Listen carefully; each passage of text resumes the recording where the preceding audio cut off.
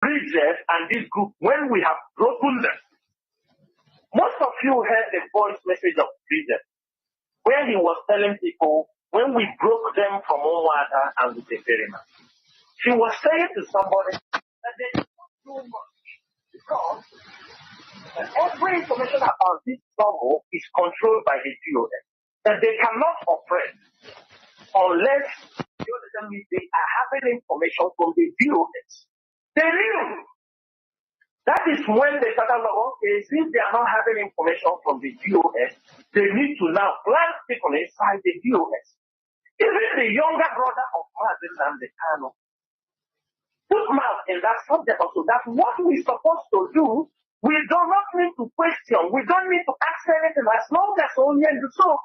If we see something that will destroy the struggle, and we know that Onyedu is not being given the right information, you people are not telling him what is happening outside, then you want us to bring Bridget and never put them in the GOS. Irrespective of any plan, who will announce it? Is it Chief Edozian, the HOD? Then we are looking for who they will use and make that announcement. To put Bridget and never inside the GOS. If we do that, the pressure come on me. I am not the one in position to announce it. Even if I come and announce such, how will Biafrans look at me? See how they want to destroy you for their own selfish interests. I told you that the day Ejimako raised that, I was very upset with him. The following day, I called him because I know to him, in a bad way for trying to even tell us like that. And I spoke to him. I told him, if you go back, tell Onyendu, say it is not proper.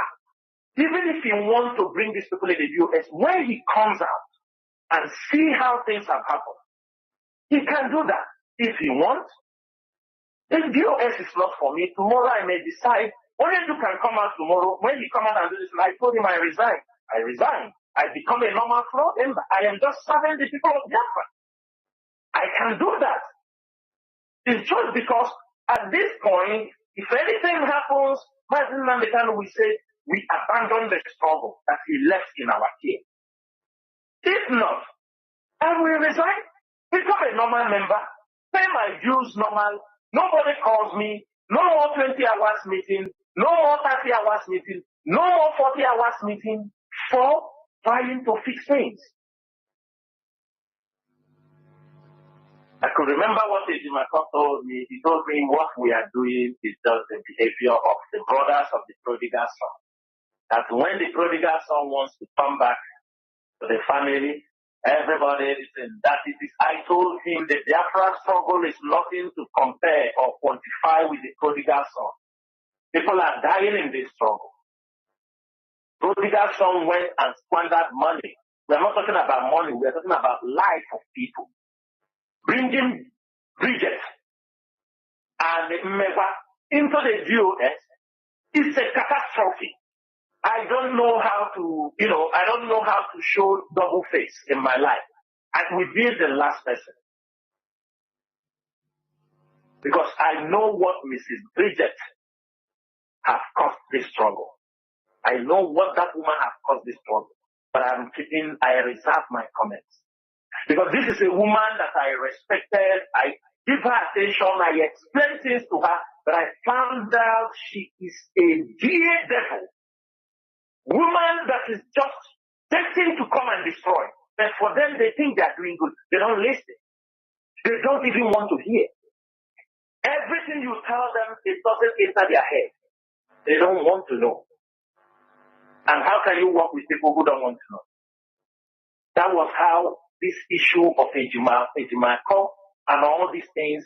And at that time, when Onyendu said to these people, and I explained to him this, expecting him to explain it to Mazi Nnamdi Kanu. No, they won't explain. The brothers, basically the brother of Mazi Nnamdi Kanu came out and be screaming, we are disobeying Mazi Nnamdi Kanu. He gave us order, we disobey him. You see, that is the blackmailing word they use always. Mazi Kanu tell them to do this, they refuse to do it. You remember why I said this thing on air? Because he was blackmailing me, blackmailing the leadership. That's why I opened my mouth and said, this is what happened. Because you are pushing me. People are asking me, what is it that Mazi Kanu told you to do? You people disobey him. What is it? As if there is something. And I know that when I open my mouth and say it in the public, Biafrans will say, what? And I can ask every one of you. Everybody knew what Bridget, Rabbi Charles, and Father Megwa did in this struggle. If they said, throw a vote for them to come back, will anybody accept them? Is there anybody who will want these people to come back to this struggle, to sit with them and discuss? It's very important. Now, another point. When things are going not right, we're trying to, because we rely on them to pass information to Mazi Kanu, the one we can pass. But when you pass to, sometimes he will ask me, you have information from Mazi Kanu? I say, yes, I have. And sometimes I know any information I give him, he will first ask Kalonda if he will tell Onyendu or not. If Kalonda don't approve it, he will not tell it to Onyendu. Because there was an issue. One day we called him in a meeting. I told him, this is 1 year plus 6 months. Mazi Kanu has been rendition. And I saw you came out to, you tried to exonerate the brother of Mazi Kanu and the secretary. That they know nothing about the kidnapping of Mazi Kanu and the kidnapping and about his rendition. That they don't have anything. They don't know anything about. I said 1 year and 6 months. Why is it that Onyendu don't want to exonerate the GOS? That the GOS did not know anything about his rendition, because that is one thing. They have killed many people. That is one thing people have suffered. That is one thing many GOS members, it has become a stigma on them as people who sold Mazi Kanu. And as I'm saying this thing, I want everybody to just open your ears and hear what Ejimako told me. Ejimako told me he have never seen anybody who said that the GOS is behind the rendition of Mazi Kanu. And this was there's another lawyer there, man who was there. I said, did you say what? He said, they have never heard it. Nobody have ever said that GOS. I said, really? Ejimako. From that day, I became more careful. Whatever I would discuss with him. That was when I realized there is nothing. And along the line, most of you did not understand. There are some newspaper publications Ejimako was writing to defend Eberima. When they became, and every time when we talk with him, he tells us, hey, you people don't give me money. DOS, do they give me money? Who are we giving money? Which lawyer are we giving money? There is no lawyer. IPOB is taking. Most of them do this job even help from their pocket. There is no money. They are the one meeting Onyendu. The leadership, there is no money they get for them to give to them. And we believe you that is meeting Mazi Kanu, if there is anything he's supposed to give, he cannot. If there is a case we want you to go for it. We will, because that is always you people give money. DOS, do they give me money? Maybe because we are not giving him money, he look for where they are giving him money. But to bring this story short, what the problem that leads to people to confront Ejimako is not because of the letter that Mazi Kanu, you understanding me, gave to him. The letter is authentic.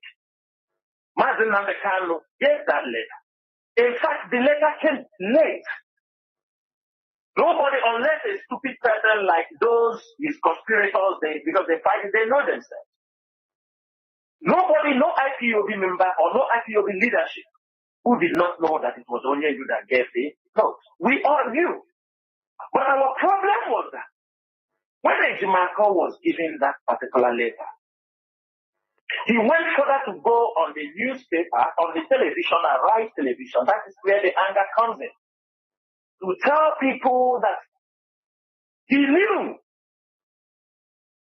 all the things we are saying about the criminality in our place.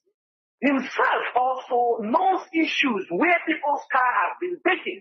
He knew that. We tried also to help to make sure those cars were recovered. Ejimako knew. When baby, let me say this thing very clear. Everybody remember baby. It is because of baby that we send men inside Uruala. Because Ejimako called. There are people disturbing in their place. That they say they are ESL. I told him they are not. We continue investigation and found out that Baby and his gang have relocated from also when they were having problems with those people and went to Uruala and start attacking people in the marketplace. He called me and I told him, Barrister, these people are not our people. But you are our barrister.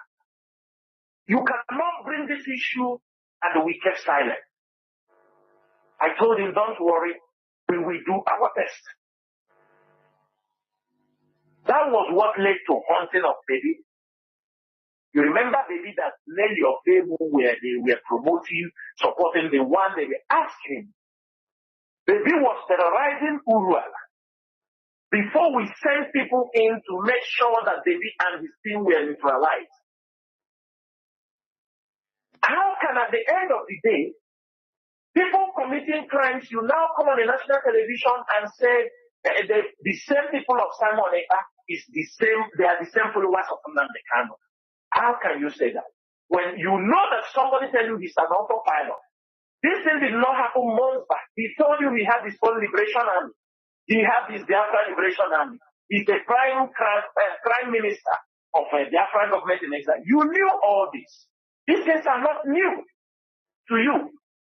And you say they belong to Mazi and the Kanu. Mazi, this is where the problem comes in. This is where you see the anger of Biafrans on Aloy Ejimako. There are many things that we don't need to share on earth. It's not necessary. But this is where the problem comes in.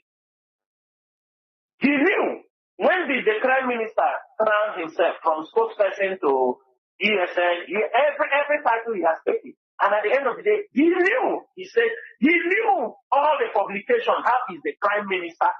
He knew all those things. He saw those things. He saw his liberation. He formed his own liberation. He saw his autopilot. How can you take all these things and say they are Nnamdi Kanu? I want to understand. Unless there is something Mazi Nnamdi Kanu is telling you that we don't know, and if he's telling you those things, so what is the essence of Mazi Nnamdi Kanu telling you he did not authorize a perima or anything? And that is where the problem comes in. Yes, Madububu came on air. He said everything the message they sent, it is based on that Madububu is saying that I think Madububu will be coming on air tomorrow also, and he can clarify on that. Yes, the message Aloy brought to the public against the Perima is from Mazi Nnamdi Kanu. No doubt about it. Nobody is arguing for it. That is how it is. But one thing is this. Why after 2 years? Why told the DOS to stop the sit at home from day one? From day 6th of August, 2021. Then why going in the back? Because Aloy was one of the people who delivered that message that only to say we should stop sit at home. So if Aloy delivered this message in 2021, how can he go from the back also? Working with this secret literature who is using, and he knew, we are telling him, he's in connection with politicians, he knows what they are talking that is happening. So, for people that don't know, for people that came into the struggle yesterday and start talking on the social media, you are one of the biggest fools. Why we don't talk much on the social media? Because it's a crazy world. everybody have free, as long as you have data, you can type in something. It does not move, it does not shake us because we know the truth. Some people come, they said, what are you doing for Mazi Nnamdi Kanu? You want us to come and tell you? Is that what you're looking at? You think the system of Mazi Nnamdi Kanu is not our own system? Because we know there are things we need to make corrections since Mazi Nnamdi Kanu. Do you know how many consultants working for IPOB? Don't expect us to announce it on air. We will not do that. Our own is not, we are not looking for anybody to praise us. And I can say something there, man. You know, some of them come, they talk about, oh, Chikedozium don't talk. Chikedozium don't talk. I want Mazi, every Biafran here, everybody listening, after this broadcast, go and watch Ojukwu. Does Ojukwu talk too much? Ojukwu is soft-spoken. Have you ever seen Ojukwu talking too much? Mazi Nnamdi Kanu came, that is his own nature, his own style of leadership. And people must not be like him. If Chikedozium comes up and is a soft-spoken leader, does that make him a weak leader? Take him out, let us see. Leadership is not about an individual. Leadership is about an institution. That is what we have created in IPOB. We want to create IPOB in such a way that anybody can come in and be the leader who is capable, whether you talk or you follow the principles and the structure and everything, as long as they are put in place. You come, you think. I could remember when Mazi Nnamdi Kanu, some people were talking, oh, had it been Mazi Nnamdi Kanu is as big as Uchemefo, with big stomach, people will be afraid of him. You see, in their mind, that is the mentality they know. Just like some men, they want to marry a woman, whether she has brain or no brain, they just they want a big woman, a very gigantic woman they will marry. But that makes those who marry a small woman not to have the same thing they can get. Why I'm saying this is that all these people, Biafran, IPOB, media warriors, these kind of people block them on social media. Or we have passed this stage. And one thing people don't understand is that in this movement, is stage by stage. There was a time we are trying to people to know who we are.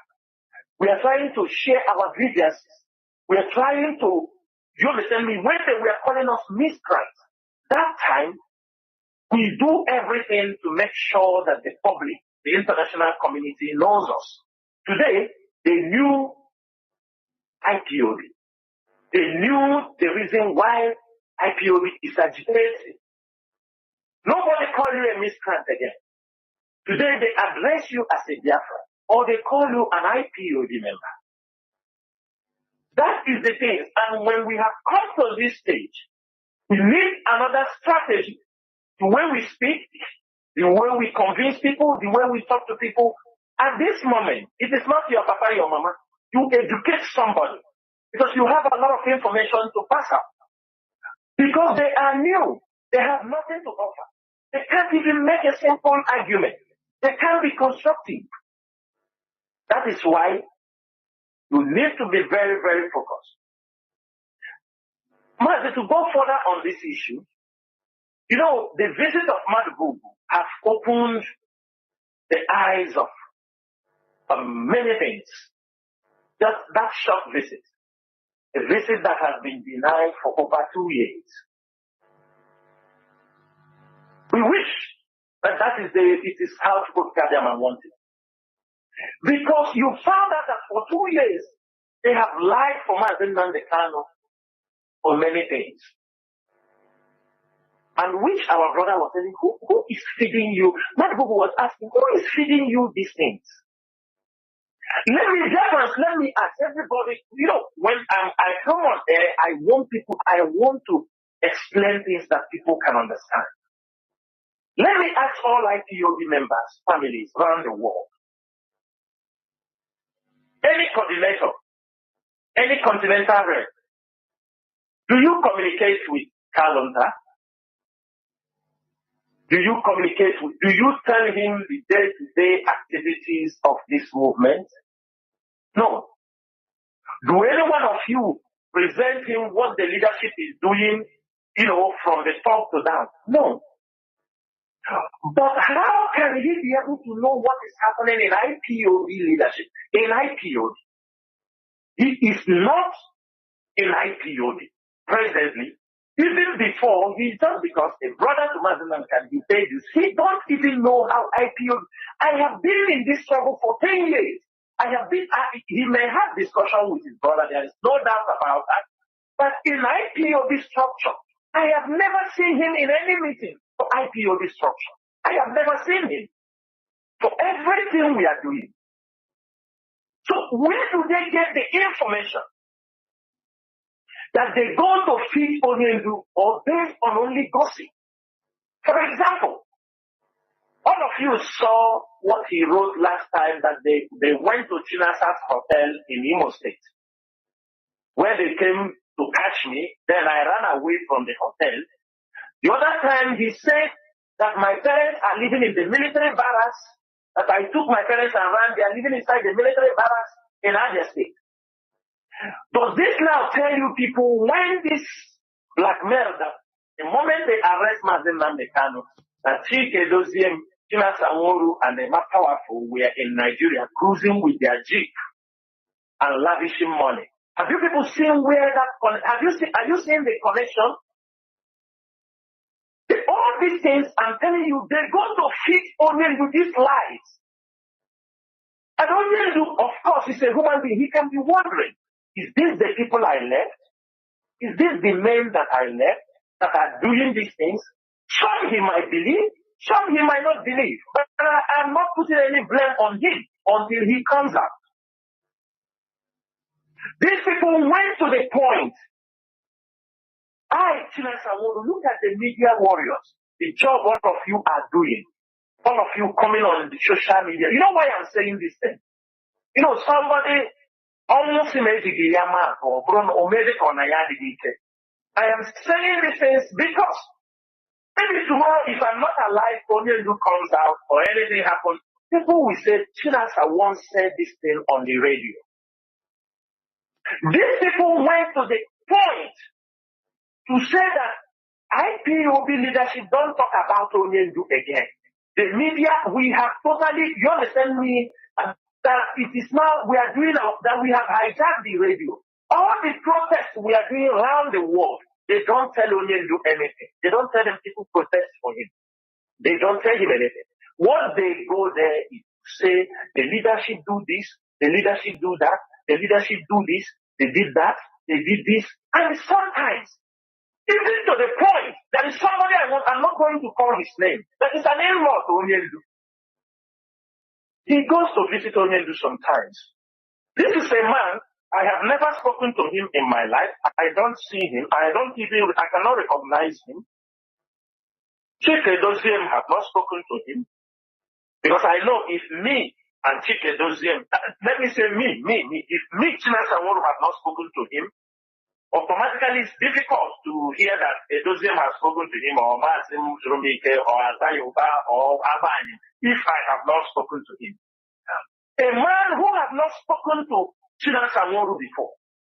He don't know how I look. I don't even know him. These are people, when they concocted, these are people who are setting up kind of lies against the leadership of IPOB. They don't speak with you. At least somebody says something, they will come to you and ask, I hear something like this. But they go straight, even to the point they tell Onyendu, ESN is no more. It's just like to make him to give up inside the prison. That ESN, no, everything is, you understand me, IPOB is gone. It's only them now. Let me ask this simple question. Who among Onyendu family can compete the least IPOB media warrior what they are doing on social media for the release of Mazi Nnamdi Kanu? Which one of them is capable to do the job? I'm not talking about myself because I am on social media for 10 years, for more than 10 years. And my message is only one, restoration of Biafra. Anytime Mazi Nnamdi Kanu is being detained, I will also continue fighting. And somebody will go and tell, They are feeding Mazi Nnamdi Kanu with lies, making him, even they want him to go crazy because when he's there, he says, so the leadership have abandoned me. Sometimes whatever he says, you may not blame him. Mazi, can I cut in here so that you continue with the flow? I want everybody to listen very well. Have all of you forgotten released by Kanu? Mazi, can I cut in here? Mazi, can I cut in here so that you continue with all these things that are happening? And, these are, the grand plan of Mazi Nnamdi Kanu being kept in order to destroy the movement. Do you think that these people are helping as they are talking about release Mazi Nnamdi Kanu, but actually the actions are proving otherwise, showing the Nigerian government, the green light to continue detaining him? Do you think that with all these things happening, that it will be easy for Mazi Nnamdi Kanu to be released? Because the Nigerian government might be thinking that, look, the more they continue, the more there will be confusions and the more the movement will be destroyed. Don't you think so? Mazi, continue. Mazi, let me tell you something. If you ask Mazi or Former, you ask other people. Even if we feel upset, okay, about something,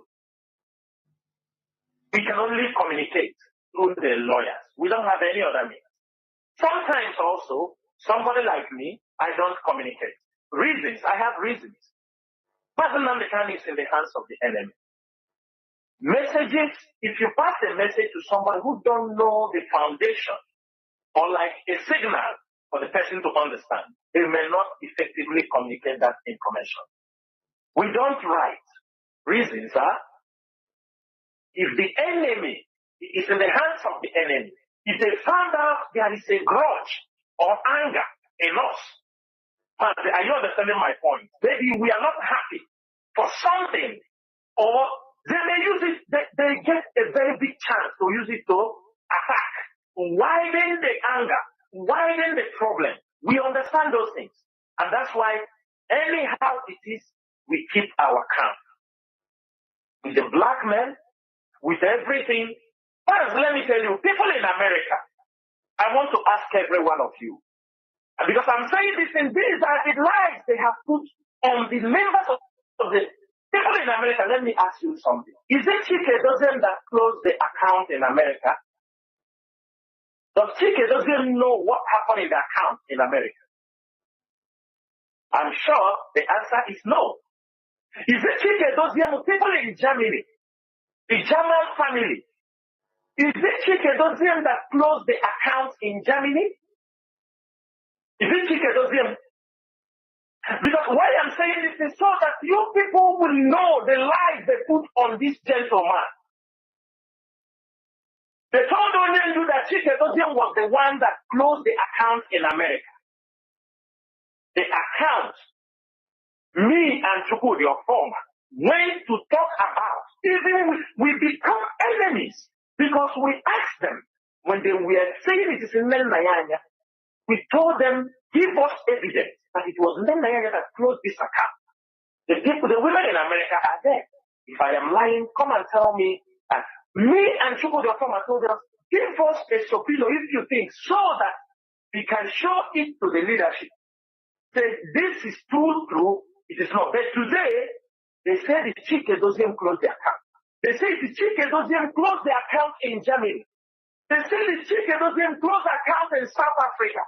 You know why I'm saying this thing? So that all of you will open your ears and know the type of black men. The type of black men these people are doing. And the person who generates most of this black men is coming from Kingsley, Canada. Every black man against Chike Doziem and all these things comes from Canada. They say Chike Doziem closed the account in Italy. I call these 4 countries so that all of you will be awake. The day Onyendu will come out. You people must stand up to tell him the truth. How you people's accounts were closed. Today, Mazi, every Biafran, remember, if you remember the note, Kalunta circulated everywhere. Are we not contradicting ourselves that Mazi Nnamdi Kanu banned the DOS not to talk about Simon Eba? Banned. If somebody has that paper, please republish it on social media. They brought this document because we were exposing what they were doing, and they were not happy because they were using him to do certain things. This document was in the public domain.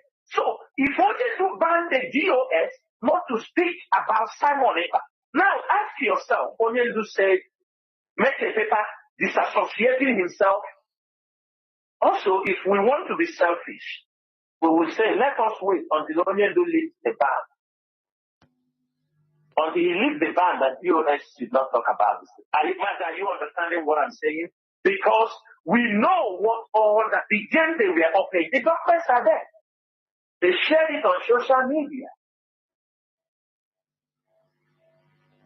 Mazi, when I start shouting about Asari Dokubo, when I was screaming about Asari Dokubo in Imo State, because I knew Asari Dokubo was working. I knew Asari Dokubo was important. At the early stage, it was OSPAC that Dave Omahi, it was OSPAC that was working with Wike. OSPAC, they continue to kill OSPAC in Imo State, kill OSPAC in Imo State. And they Wike went a different way before he contracted Asari Dokubo. Mazi, do you believe that all that time Asari is also shouting everywhere, his private army, he's saying how he came in Imo State. Do you believe that when I was shouted and Powerful was writing press release against Asari Dokubo, they brought a message that Onyendu said Powerful should not write about Asari again.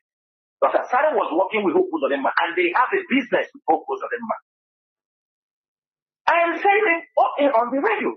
Powerful is there. They told him, don't write about Asari Dokubo again. If you write about Asari Dokubo, this will happen to you.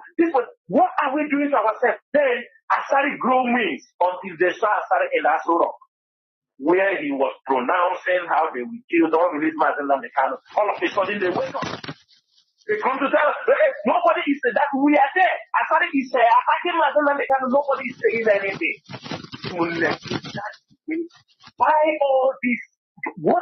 Are we not big enough to take decisions that we make this problem work? Let me tell you people one thing. Denial and shifting blame is a very big war instrument. People should know that. Denial and shifting blame is always a strategy by secret service to dislodge a movement. Dislodge any movement. This is what we have gone in hand of our people. I don't want to talk about the ones they lied against me, because I know record will not lie.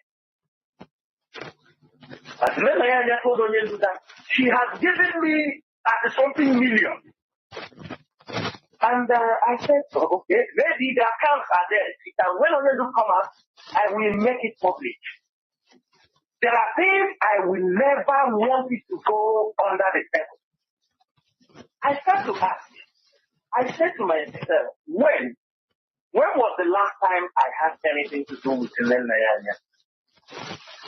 Because why I'm saying this, these are information that come out. I said, I hope she has the record.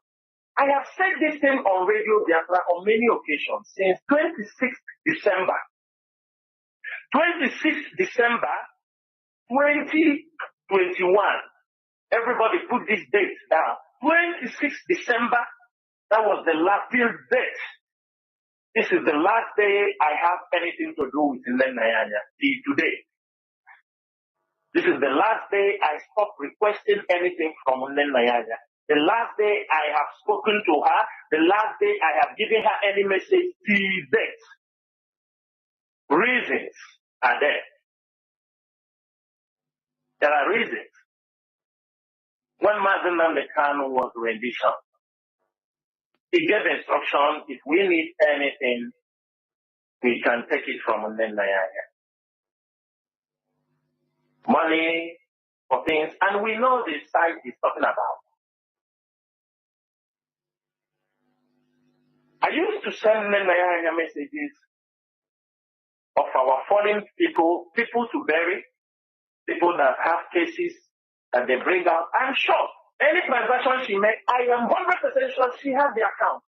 She is not somebody you can get money from her without writing the reason for the money, which I knew.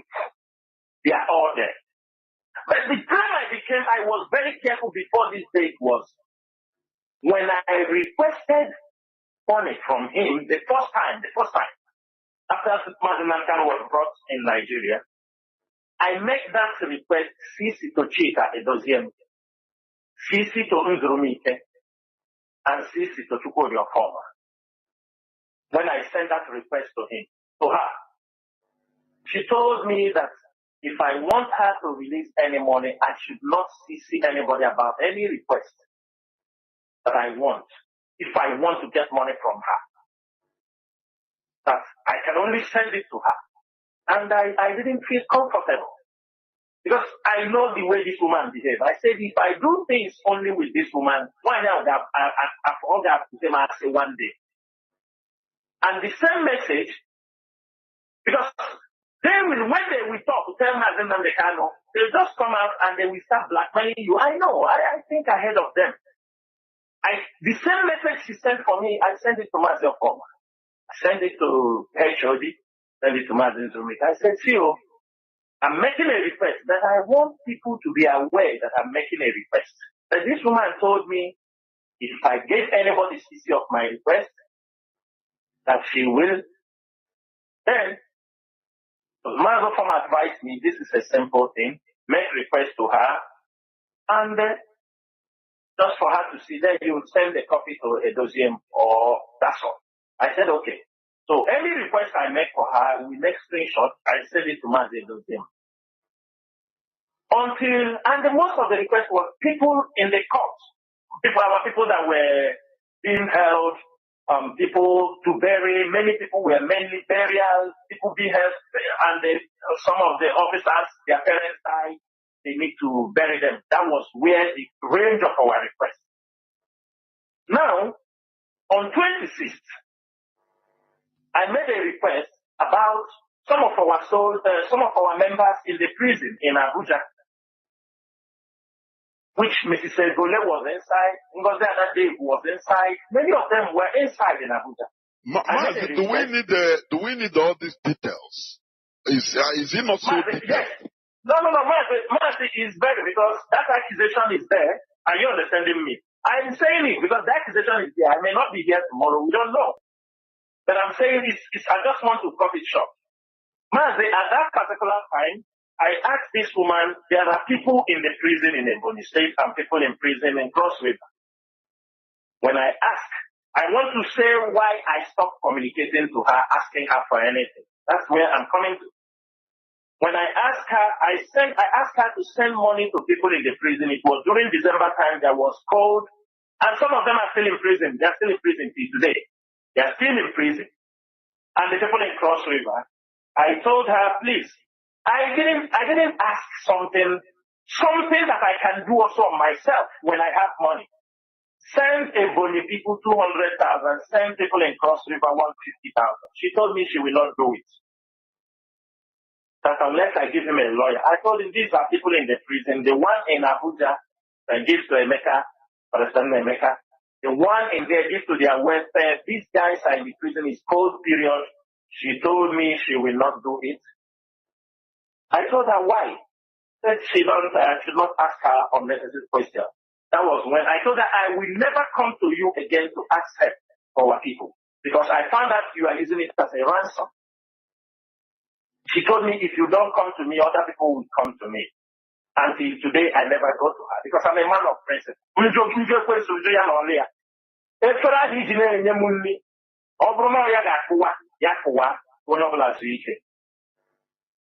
And I sent it to Mazi. I don't know later whether she sent it to them, and that was the end.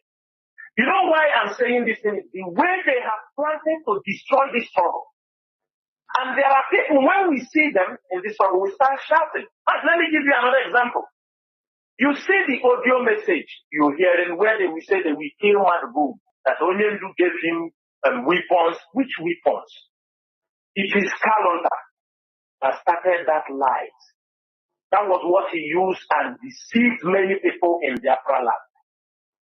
When he wants to blackmail you, and people believe him that his brother to Mazi, that Onyendu gave you so things that you sold it and get the money. And that lie is still 3 times they have gone, they want to kill Mazi because of that thing.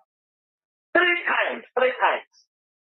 Something a man does not know, has no information about it. And he knew nothing like that. People have died where they are defending those things. But they, because they're holding the money, they thought they would destroy the struggle. Their aim was to dislodge this struggle, but today they have understood that this Biafran mission is ordained by Chukwokika, not by man. When they hold Mazi, when they were trying to destroy, you see this boy they call Solomon Ebo in Enugu State, in UK, the one that following them we talk about, that before attack Mazi and say he have begged him. You know what they do when they hear some of our members have problems? They call them. I'm telling you, maybe they're listening and they know, I know everything. They will say, why this guy didn't say, we keep it for the rainy days. There are many information, everything they did, we have. He called one of the principal officers in Biafra land. He said, we hear you have, it was Solomon Ebu, called the guy. We know we hear that you have house issues. What happened? Why they have not paid your house issues? He said, I have told the leadership, they told me to wait. He said, you are waiting for the leadership. They will not do it. They will eat the money. They will never give you anything. The blackmail chicken, when he talk like that, he cut the telephone. Few minutes, Kalonda called the guy. He said, the guy, I hear that you have problem, house problem. Why you don't come to me and tell me this? The guy said, well, I have told the leadership. He said, leadership? Then we never see it. Then we don't do it. Ask him, how much is your house rent? The guy told him. He said, I told you they will never do it for you.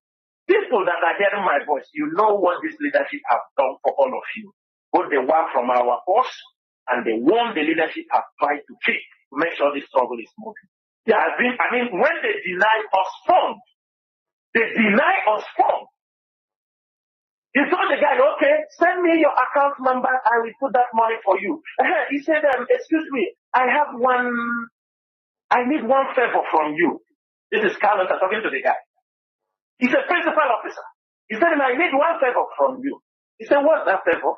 He said, I want you to go around the state, collect the workshop of every ESN commander, put them in one forum. I want to be addressing them. Make Skype for them, prepare Skype for them.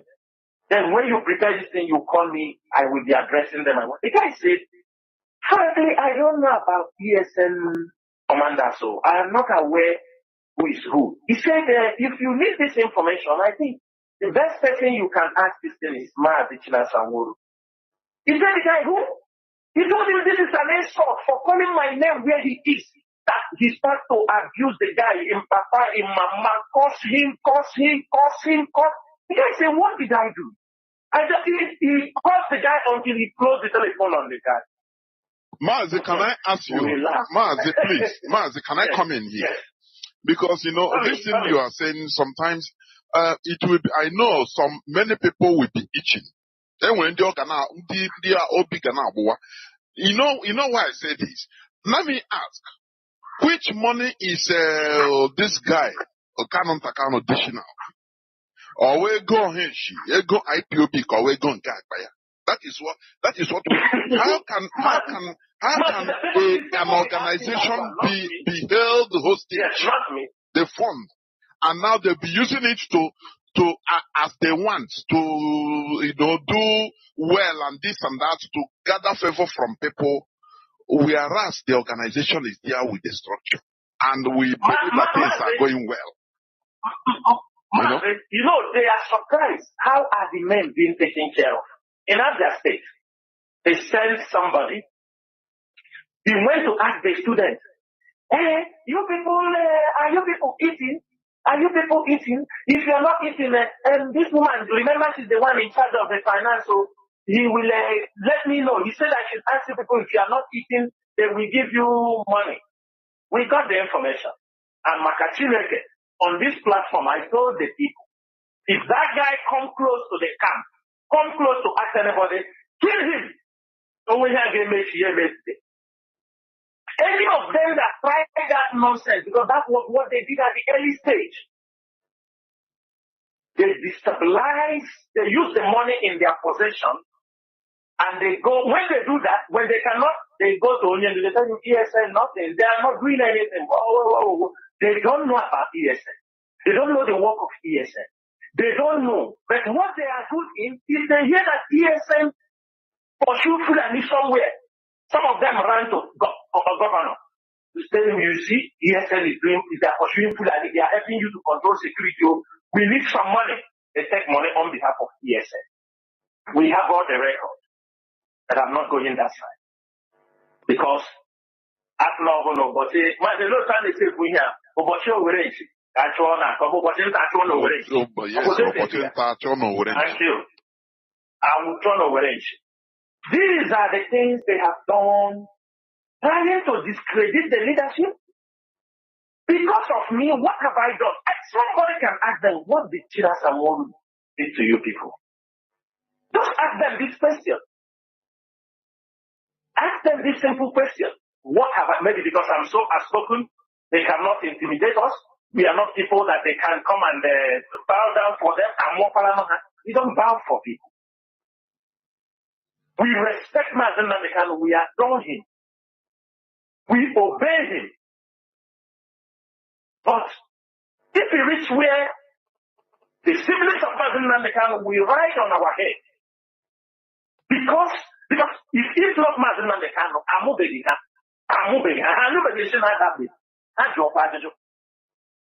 but because of Mazi Nnamdi Kanu, every member of the family of Mazi Nnamdi Kanu have ridden on this struggle.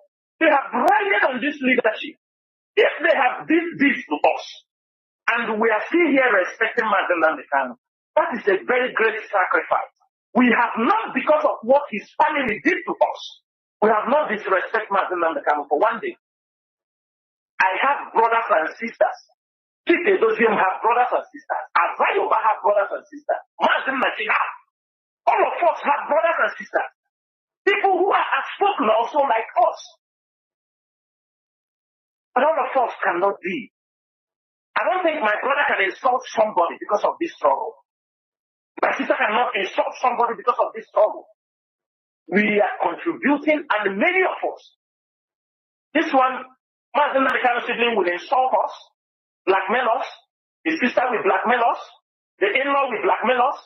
Then you ask yourself, what are we in? If we are not called for this struggle, by now we will be having problem everywhere. Look at the person they nurture. All that they did with Eperima was to destroy the leadership. Nothing more. There is nothing more, nothing less. All this thing you see Eperima ranting, all this, they were feeding him with some information. Sometimes Mazi Nnamdi Kanu will give information to Emma Power to put it in a press release. They will also, they got an information, they give it to Eperima. Eperima will use it and run to this thing. And they start making broadcasting, dishing out orders. They were sabotaging this struggle for 2 years. When we finish our work, we say we are done. Let Chukwuka do the rest.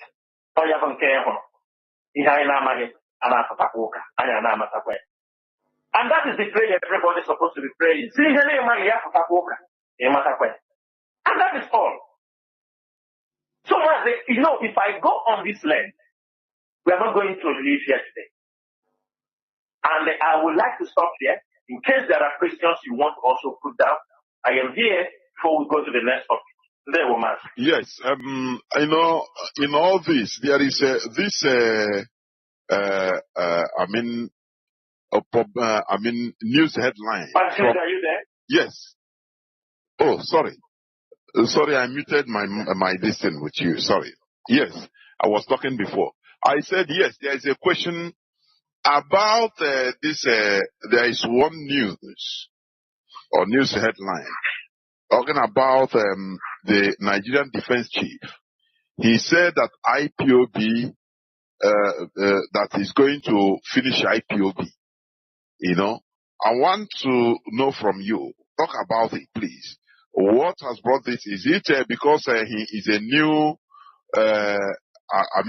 defense chief, or is it because of maybe the way he saw things are happening with like what you have been describing with the Onyendu siblings and others, what they are doing? You know, what brought about? You say your days are numbered. The defense chief wants IPOB. What do you have to say about it? Mazi, like I made a short post on that particular topic. Our days are numbered. How? It is his own days that are numbered. He just came in as a defense chief. He has a limited time to be on that seat. His own situation, his own position is numbered, not IPO. We are here for eternity because we die, our children continue. Biafra, you understanding me? It's not when Buhari came in, the dead Buhari. We fought him for 8 years and he's gone. And common the chief of staff is telling us our days are numbered. That's to show you the last knowledge of whom he's trying to fight against. If our days are numbered, why couldn't Buhari achieve it? If they think our days are numbered. For me, that's why we are fighting about the criminality in our land. Because they use all those things trying to step in. Mazi, you see how they are catching people who are using the name of IPOB, small boys, that they deceive. You understand me? Ignorance. So the few people he has caught these days, his shoulders are high. He thought he's catching IPOB members. And he will say they are IPOB. Because somebody somewhere, without no structure, no coordinator, just tell people, he talks that is what, if we are not smart enough, Nnamdi Kanu is not smart enough, that's what we would have started. But we first built IPOB as a movement, an ideology. And that is why none of them can be able to destroy IPOB. Where will he going to destroy IPOB? In Abia State, in Imo State. And if, as we have found out now, we are going to convince somebody in his family who will start talking about IPOB inside his family, in his office. People who will be making arguments about him. That is very simple, Mazi. People can come, he's the new chief of staff. He has right, talk is cheap, he can say it, and when he's finished saying it, the other ones that came in, Rabo and all this, they all said those things. So we are not worried when he say our days are numbered. If he say our days are numbered, let him expatiate. He says he's going to kill IPOB members, kill the old Igbo people, or what? Mazi, I will tell you something. Let me use this chance to think something. Our people don't know what is facing them. They don't know what the Nigerian government is doing against them. That is one thing you have to know. Our people thought that the struggle for the restoration of Biafra is about IPOB. No. In the international circle, in the government of the world, different governments, both in Europe and everywhere. What Nigerian government does is to blackmail the whole Igbo race. When they are writing anything against IPOB, they only put IPOB as a separatist group. But the whole blackmail, using the derogatory words, is against the Igbo race, against the people of the Eastern region. And you see them, their plans, they are telling the foreign countries that you see these Igbo people that are in your countries making money, these evil people that are making businesses, you see them that all their money is being pushed to Biafra land through the Hawala system or through a clandestine operation. They are using it to form the separation is for a separate state. That they should remember these are Biafrans, so they should remember that these are Chinese, so Chinese of Africa. When they say these words to the Western world, they became careful because the Western world is always jittery. When they hear about Chinese, they know what Chinese can do. But these are the kind of messages Nigerian government push out there to the foreign countries. So when those who are doing this job for them, tell them, don't worry, we are getting them, we are doing them this, we do them that, we do.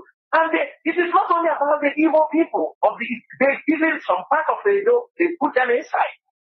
Everybody, some part of it, they will rule that area and they show you that that is so. You know, people are just disturbing themselves. People are just out of ignorance. They don't know what is facing them. Our people have put their minds so much on this buying and selling, on what to eat, they don't even know the danger they are facing as a race. That every money, if Nigeria has that capacity, if they can, they want to know every single money every Igbo man sent into Biafra land or sent into Nigeria because of IPOD. That's why many of them, when a chief of staff say this kind of statement, they're supposed to rise up against him. Because when they say IPOD, they think, oh, they're talking about these IPOD people. But how many people are being killed because of IPOD? Because you are evil. You are being profiled. You go to the airport. They know you as an evil. You are being profiled. Buhari did this thing in Malaysia. When he was in Malaysia, he talked about the people bringing bad name for Nigeria as people from the Southeast in particular. And the Malaysian president tried to correct him. You can't come to a country and you try to segregate your country to talk down on a pride. Our people must understand. They were here, Asari Dokubo lashed on them. Why won't the defense chief lash on them? Well, one thing I have for the defense chief, this is a war Boko Haram is there. Their days are not longer. It's IPOB in the southeast, and their days are numbered. Well, I'm not going to challenge what we are doing is to debunk the rubbish that he has said. If he says that he is the chief of staff, that nobody do this, then now, let him come. Let him come and they end IPOD. Or if he wants, I bet him. Let us bet. Let us bet. Everybody says, the chief of staff, I bet him. I bet him 5 million naira. Let him end IPOD and give us date, the day he will end IPOD. It's a challenge. Let us make a bet. Tell us when you want to end IPOD. In 1 year? In 2 years? I bet him. 5 million naira bet. Those who knows him, tell him that Charles Aworu bet him to destroy IPOD. If he destroy IPOD 5 million naira, I will give it to him. Thank you, Mazi. Mazi. And before the lines are open, I want you to address all these things, all these issues too. These 2 points I want to bring out now. You know, it seems we have forgotten. We are in 2023. Last few months we saw the election in Nigeria. Before that, our people have been massacred. Even the rendition of Mazi Nnamdi Kanu, supposedly, among other things, in order to quieten him, to stop him, so that there will be Igbo presidency. Mazi, for me, this is not something that should be forgotten in a jiffy or in a hurry. That's why anytime I'm on I am always asking, where is the Igbo presidency 2023? So what I want to ask now is what is the leadership of talking about the failed Igbo presidency? Because they used this thing to massacre our people and to make sure that IPOB was put in a state of stupor. Can I say that? But today, the Ohanese Igbo, they are crying for, agitating for ministerial posts. No more Igbo presidency. So, is the leadership asking this question officially, or are they going to ask it? Because we shouldn't forget this in a hurry. Igbo presidency, Igbo presidency, Igbo presidency. That is number one. The second, because I want you to treat the two questions before we open the lines. And the second point is this. We saw the statistics, the report of the checkpoints in our land that I think this year alone, 600 billion naira taken out of the purses of Biafrans in the southeast. And if I'm not in Biafra land, southeast and south, so to say. It's only this 600 billion naira. From 2020 or 2021, 2 or 3 years back, they talked about 2.3 or 2 point something trillion naira taken out from our pockets, the pockets of our people, every Biafran. So, some time ago, when our leader was here, we talked about, taking all these checkpoints out of our land. So please, can you address these two core issues, please, so that people will hear it? There were. The issue of Igbo presidency, we leave it for them, maybe people who have time, they can ask them that. Because before that, Mazi and Kanu have said that there is nothing like Igbo presidency and that they will never get. How many times have they said that? On many occasions. Even when Mazi and Kanu was in detention, we continue with that message. But anytime we try to preach or educate our people on that, they see us as a threat, that those who are denying them what they're supposed to get. You just saw what happened. That's why during the election, we don't want to come, we do not want to tamper, we just allow everything to, even the Igbo presidency they are talking. Of course, they will tell you it's politics. People can support whoever they want to support, and it is not mandatory they can support Obi. But you see, because of the Igbo presidency, instead if we go to Obi, rather we go to war. Because the Nigerian constitution made it very clear that if a president cannot be removed, especially if he engages in war, he cannot be removed. So the hope of even Igbo presidency, those hoping Obi or hoping for those things are just wishful thinking. It's not going to happen in Nigeria. And the earlier our people made up their mind and move forward to the restoration of Biafra, the better for them. If not, in the next 4 years, you see, one thing is that what Hopozadema is doing now is what Joseph Carlo have done years back. Mazi, we were in a meeting the other day, one of our members said, he said, if this time is the time of Tinubu, this is his own time. When do you think our time will come? Or the time of Joseph Carlo will come? That means we're talking about, if at 70-something is the time of Tinubu, when do you think will be the time of Ozodema or time of, you see the kind of people who are being given Nigerian presidency? Igbo presidency is a dream that can never be realized as long as we remain in that contraction called Nigeria. One thing is that our people will be attacking their own people than to focus and move on. For us, in IPOB, the Igbo presidency is over. That was the period. It's over. We told them next time also, when they come out, we will tell them again, this is a dream that cannot be realized. It's better that you support this movement for us to march on for the freedom for Biafra. What we are preaching is what are giving people the impetus, the strength to rise up. Like somebody said, Nigeria have no revolutionists. There is no revolutionist in Nigeria who can take up things and make it happen. You can only find them in the Sahel. That's why you see queues happening up and down. In Nigeria, no. Even if a queue happens in Nigeria tomorrow, it will have within the army circle, it's impossible. Because is a divided nation. It's a divided nation. If an Igbo man take up the power now, through a queue, what will happen? Enough will come against the Yoruba will come against him. You took the power because Obi, you took. Then if an Hausa man takes power, now they will say Yoruba will say, oh hey, you don't want people to rule. If who will do it? That's why any presidency, nobody will allow anybody to be able to rule him. You can't be a leader of another people.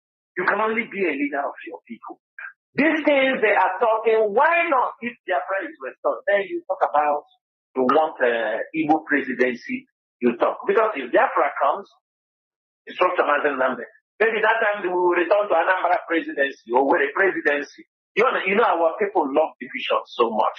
They will remember, and the other presidency. These things are only way our people have learned the inability of our people to work as a unit. In unity have caused them every simple thing there is division because people want position, they want to be acknowledged, people want to be in front, everybody wants to be the leader. That is the problem they have. And the Igbo presidency, people can cause those who want to remind them, we will always remind them about the Igbo presidency so that maybe they will wake up. And secondly, for Mazi, what you said, the report about police extortion in our place, that's one of the evidence to show our land is militarized. That's to show it didn't start today. But we found out that it's something that is not going to go away very soon unless we restore Biafra. Because one thing is this, when you put pressure and remove the police or the army along the way, some of them remove their uniform because they cannot be able to extort from our people. They take mercy and they start to attack and kidnap to make the road, you understand me, for the commuters not safe. There was a video circulating since yesterday, some Fulani people that was arrested. They were part of the people that attacked that sister along that Enugu Express. And there's some ESN officers whom were assigned in that location managed to capture 2 of them. If you watch the video, you hear what the guy, when they're asking them, where are those guns you people are using? He says it's with the Oga. Which Oga? He said the gun is used to give, is the military that gives it to them. They will make operation. Cause havoc along the road, return the gun, bring commission. Our land is a land of exploitation. The white, the Westerners, the British, the Americans are exploiting us. The Nigerian police is exploiting us. The governors are taxing our people. It is a land. The pastors are calling people in the pulpit. Nothing is working. Everybody is a country. Crocodile eat crocodile. Snake eat snake. That is how they have made our land to be. So it is very, very difficult because the moment you remove them from taking that 50 naira, taking that 100 naira they are taking with their POS, because they see it is the safest way to make money, oppress the people, to intimidate them with the gun. The government knows. The governors, they don't know. They know. Some people, let me tell you, people are buying the road. People are buying the road. Leave this road for me. It was like when Mama Joseph Kanu was alive, or I think the mother is still alive. When Joseph Kanu was the governor, the mother sells, he sells a correct road. He sells to those who collect taxes. This is the way police operate in our land. Tax force. That's why that time you will see like a correct road, tax force people who are collecting money. They maybe he bought it from Mama Joseph Kanu, pay cash for the month. Every month is returning. And they go with army, go with police. Collect money from people. The same way they are doing on the highway. This road to this road. Let me get this road.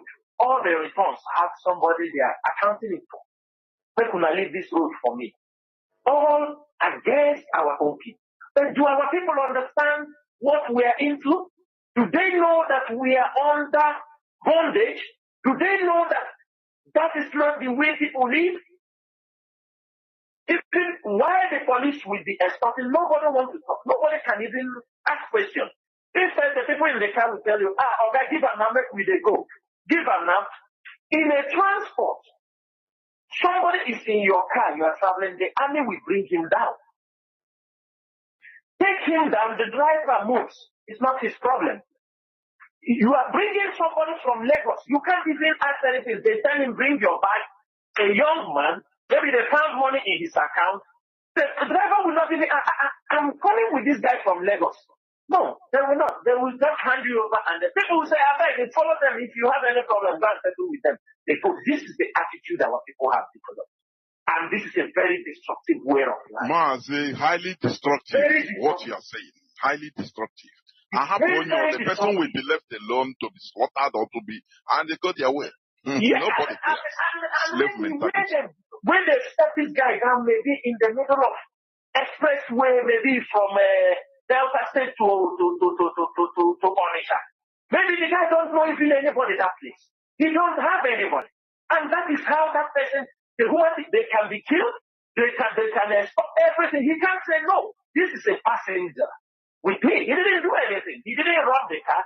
Sometimes somebody don't even know anything, but maybe they found money in his hand, they found money in his account, and they are ready to do anything. And our people, so much it has become very difficult. But we must continue to speak up. That money is just for a year. This is what they are making. Many policemen in Biafra land, they don't only end up in extortion. They build churches also. Why they extort you on the road, they extort people also in the churches. If you go to about many policemen own churches. They own churches. The people, they will pray and come on the road, they control. This is how, and nobody says anything because some pastors are one side exploiting the people and people are happy. They are exploiting you through the church and you are happy. Why won't policeman exploit his own? Why won't you be happy? Because we have demonstrated stupidity to the highest level. So these are the situation, but we continue to fight it. And I know if Biafra is restored, some of this problem, people must say bye-bye to it. Thank you, Mazi. Something that entered my mind, although you talked it, please, you see what is happening in Africa today, mostly West Africa.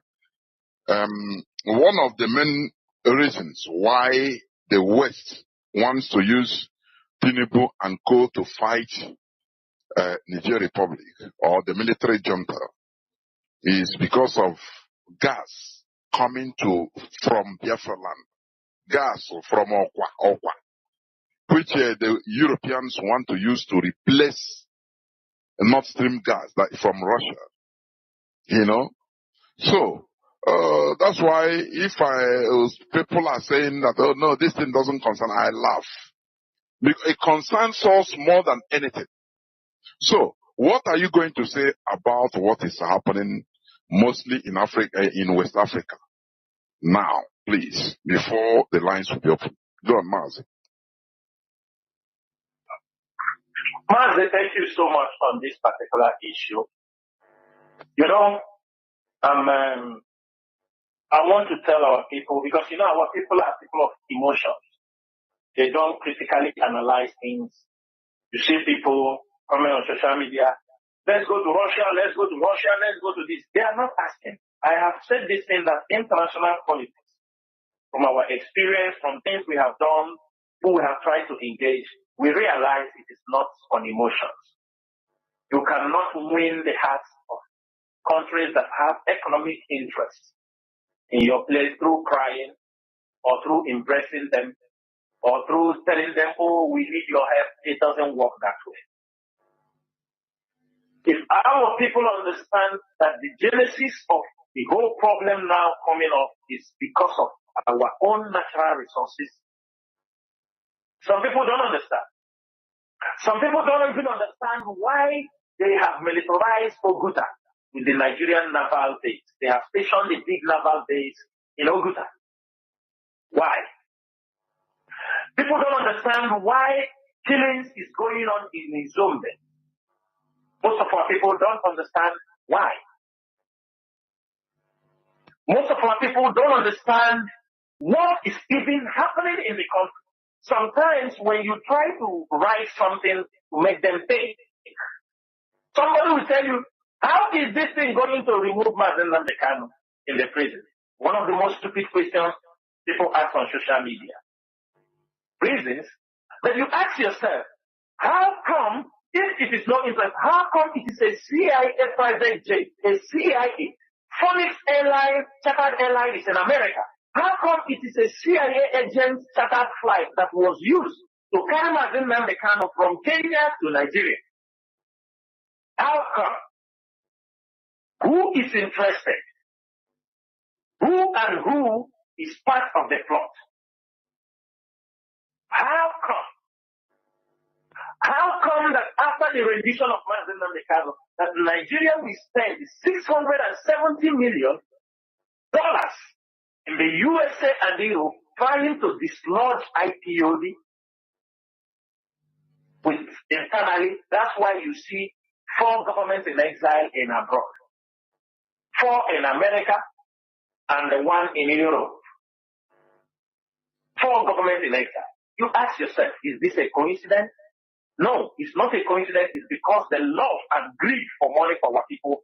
They have, many people do sabotage. They do these jobs and go free. They make money and go free from it. Nobody is being killed. Nobody is being. That is why you see everybody.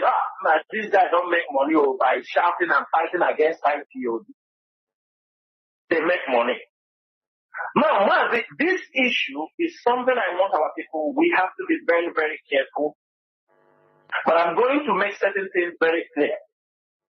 Like you pointed out here, the Americans intentionally blew up the Nord Stream gas pipeline that brings gas from Russia to Europe. It was intentionally done, and they denied it. And that's why I said here at the beginning, I said denial and shift of blame is a war tactics. It's something being used to deceive and disorganize and sabotage many things during a crisis like this. Why did they do that?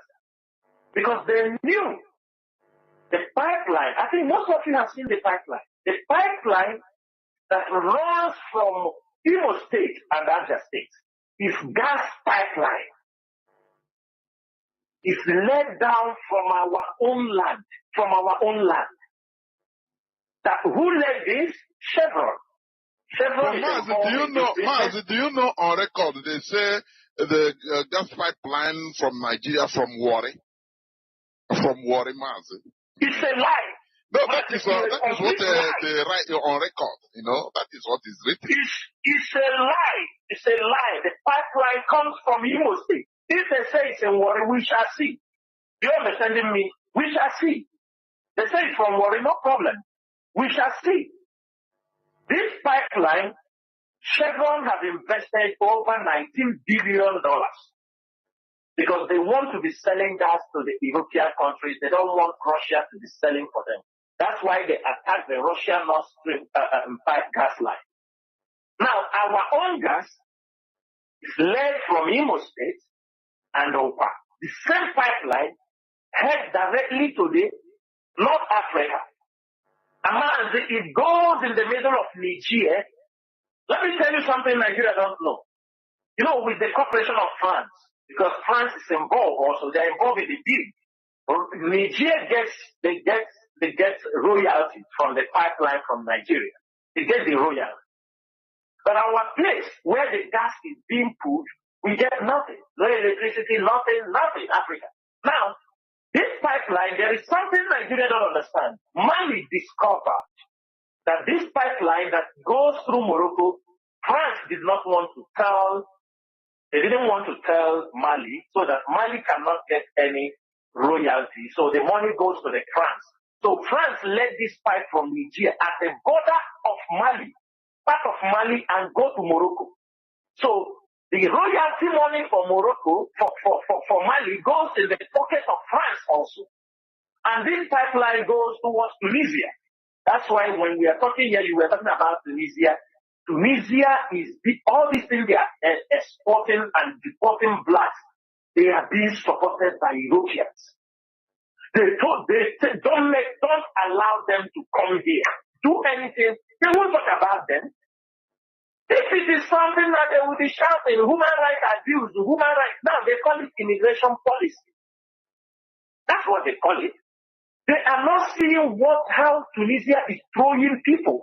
Had it is Paul Kagame that is doing this thing, you will see the whole newspaper, how evil he is, how this he is, if it's in Africa, but in Tunisia, they're supporting him. When they throw them in the border, they send them, hey, go there to go, they throw them. This is an agreement between Tunisia and the Western country. Our pipe goes in from there. Now, Mazi, let me tell you something. What is happening in Niger is something that is designed to happen.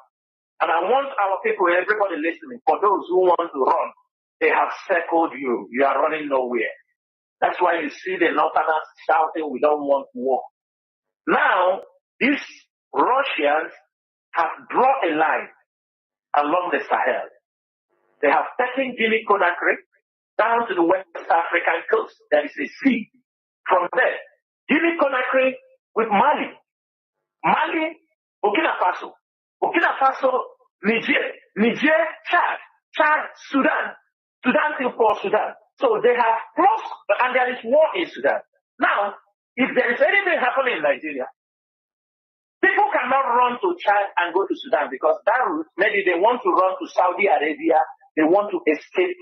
No, they are not escaping because there is war in Sudan. Now, from Gamborungala, heading to N'Djamena heading to the border and head to Niala in Sudan, Niala to Khartoum to Port Sudan. They can enter the ship to go to Saudi Arabia. This route, because there is war in Sudan, is closed. Now, Niger has become the center of everything. Can Nigeria go to war? If Nigeria go to war, they will be sabotaged. That is something our people have to know.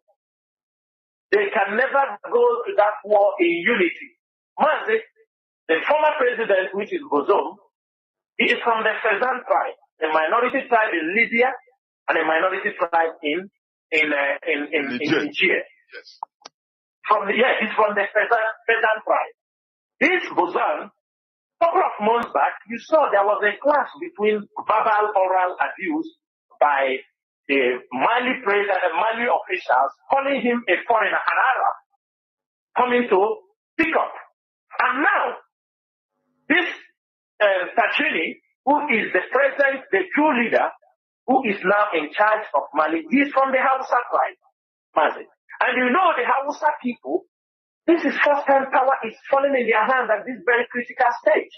And the most of the Hausa, you see them also down in Nigeria, in Kanu, in Katsina, in all the 7 northern states.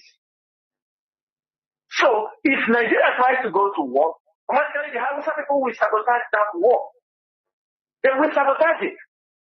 And now, Russia has stepped in because and let me say it, the Sahel countries want to humiliate Nigeria. If Nigeria go to the war, they will be humiliated. This tag the British put on them, giant of Africa, will be removed. They will be torn apart. You know that border, as long as the Russian mercenaries are there, people will be massacred. So for people who want to go Libya route, we are going to Libya, all this route is crossed. You see what is happening in Burkina Faso. But man, this I'm saying is a normal thing that is there. But I'm telling you how it's going to affect our people. Number one, all our people coming from Europe, all the flights from Europe, the ticket fare will jump, it will skyrocket. That is what is going to happen. Because now Niger has closed their airspace. Every airspace, every flight moving from Nigeria to Europe, the shortest route to go to Europe is from Niger, Tunisia. They head to Rome, they move either to UK. That is the shortest route. Now, when Niger have closed their airspace, tickets, airlines, these flights will no more be going from just fly and take off the Niger route straight to Europe. No. Now they will come down in West African side. Maybe the flight will come through Benin Republic, go from Cotonou, Benin Republic and enter Ghana, maybe now go, if Mali is still giving them airspace, they will now go from Mali. Now, so you see any flight going from Europe, when they pick up, So you will see flights coming even from Middle East cannot come through Sudan and go Niger and land. No, they may go through Uganda, go this route. And they can't go through Libya. You know there is a war in Libya, so that what happened with Malaysia Airlines in Ukraine, in Russia, Chechen, will not happen. Because passengers airline, Libya, there is still war in Libya. So there is no possibility of passengers plane going through this route from Libya going to Europe. So if you're buying a ticket before from Europe down to Nigeria by $1,000, I am sure you'll be buying it by $2,000, $2,000-something. If you are buying airline before 1,500, be ready, you are going to buy it like $3,000 because the routes will change, everything will change, but the gas will be always be pumping from your place down to Europe. But now, when they burn the Russian pipeline, don't you think that Russia knows that Britain and America, because they are enemies, you think they want that pipeline to continue to fly? That is why you see America shouting, do this, don't do that, democracy, democracy, because of the pipeline. Because Chevron invested a huge amount of money. Then you come to Biafra land. People thought that the British petroleum have left. No, they are there. They are British gas and oil exploration. They are using this global, Sterling Global, an Indian company. This Sterling Global, they are specialists in oil bunkering. They are the ones stealing our oil under the pretext of the British gas and exploration company. So contract, they will give it to them. But the mother is the British gas and oil exploration. But you won't see their name. You will only see Sterling Global. They are stealing in Onka, stealing in Obaru, stealing in everywhere to start. Because sometimes people don't understand. Can you imagine pipelines that pumping oil? Somebody will go on the high sea and tap and fix his own pipe. Who can do that if you are not connected with the shipping lines? If you are not connected with the company? Who is shutting down the main flow station for him to put in his own pipe? This is what they are doing in our place. And they are not ready to go unless we kick them out. And to kick them out, all of us must understand what is happening in our land. We must understand that they are exploiting us. We are not saying people should not do business in our place. We are not saying people should not do that. They are not doing business. They are ripping us off. They are ripping us. I don't know another adjective to qualify this. They are ripping everything we have. That is the situation in Niger. And let me tell you, it is very, very complicated. Very complicated. One thing our people have to know is what the Americans and the Europeans used NATO and did in Ukraine, it is going to repeat. That's why they are trying to drag this ECOWAS to see if ECOWAS will see that, that baby boy they can use to manipulate and go proxy so that they can fight in Niger Republic. That is what they are doing. Tinubu himself, for me, he ran so fast and joined the international politics when he has not even picked his cabinet. Now he is trapped. He goes to the war. For me, he will be the biggest coward if he didn't go to that war. Thank you so much, Mazi. Mazi. We must continue. I think we'll go into a few minutes breaks, Mazi, so that when later we shall open the lines, I think it will be the best so that we open the lines. I think, Mazi, it's better. So that people will call in. Agreed, Mazi. Yes. People we can call in now. Call in and ask questions. No problem. Or make useful contributions, please. Therefore, thank you. Do not go away as we go into just few minutes break. I know we have taken time, but it is worth it. Because sometimes, we must listen. We'll go into a few minutes break, and when we come back, our lines will be opened so that we take calls. Please do not go away. We'll be right back. Come back. This is Radio Biafra House of Service coming to you through Radio Biafra London. My name remains Mazi Jonathan Chinedu from Alu Province, and I am here with Mazi Chinasamoru, one of the members of the Directorate of States of the Indigenous People of Biafra. Today is 13th day of August 2023. Therefore, our lines are now opened. Our lines are now opened.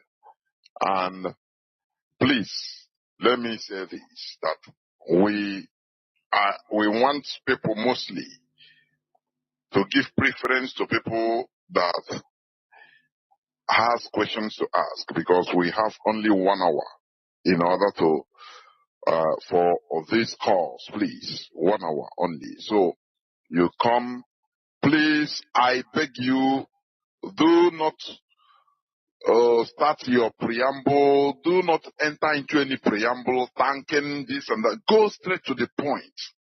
Be formal. Go straight to the point.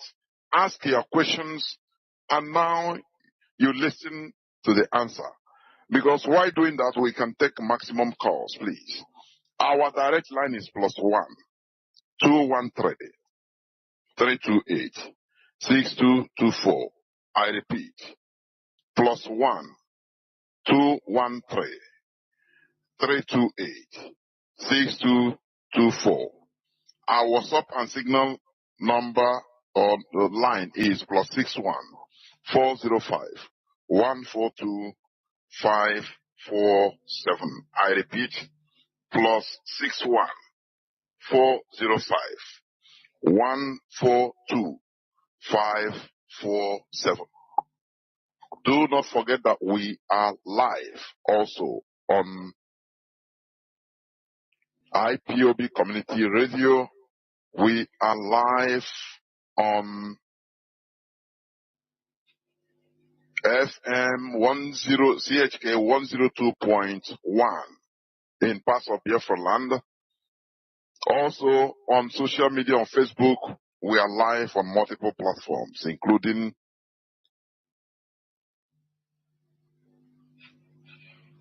Radio Biafra House of Service. Therefore, I have callers already lining up. Please, as I said, no much preamble, please. Let me check. Caller on direct line. Can you hear me? Let me see.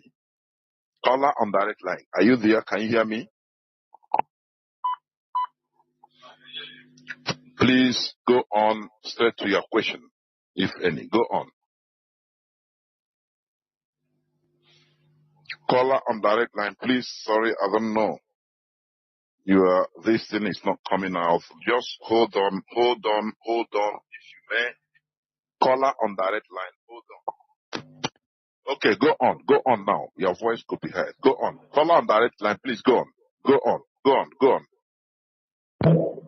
My question is, yes. How can we treat the issue of Samoneta? Because as far as I'm concerned, the man is really trying to destroy IPOD, but by the grace of God, he cannot try it. So how can we tackle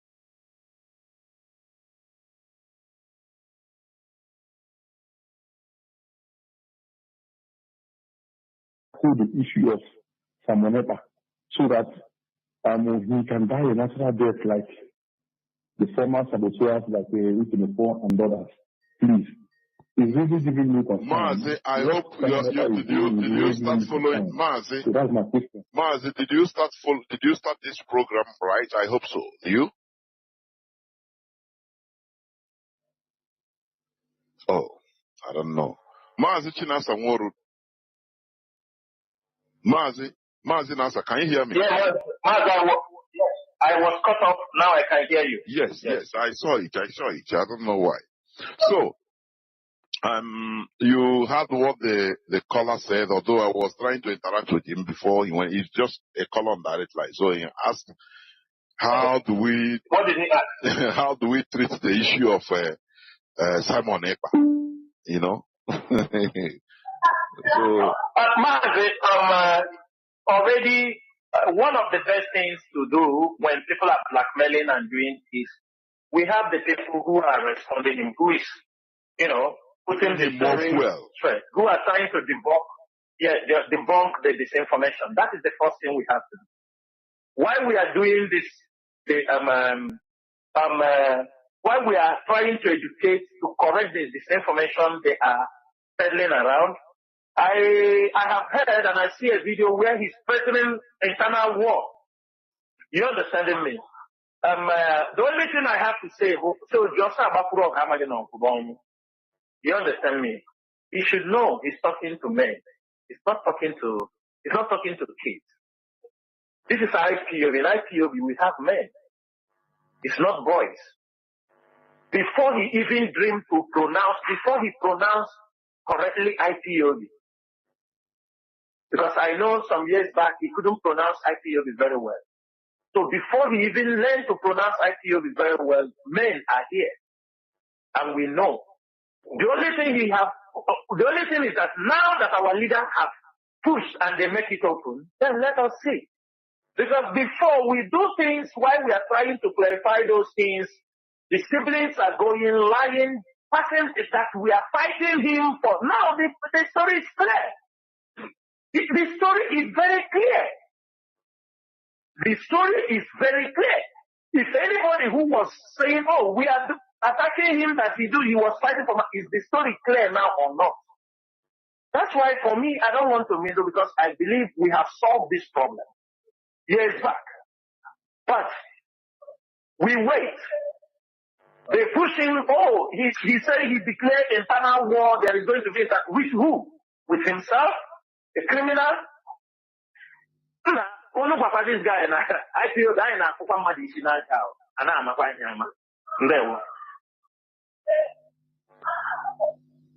Mazi, I have a caller on signal. Mazi Akas, please, welcome to the program. Can you hear me, Mazi Akas?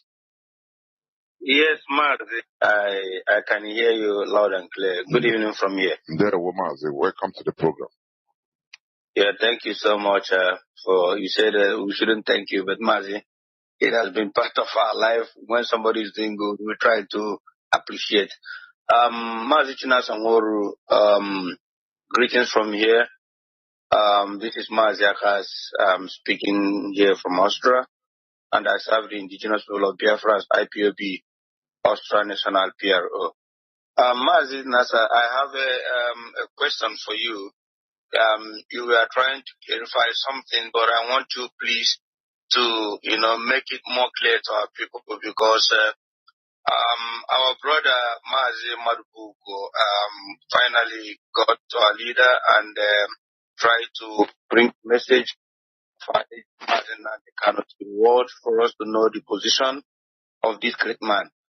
And when he said something, and that thing he said was not that too clear for many Biafrans, and I don't know, maybe if you can be able to elaborate it more, because I couldn't understand why our leader would say that he's angry with the DOS because they didn't stop sit at home.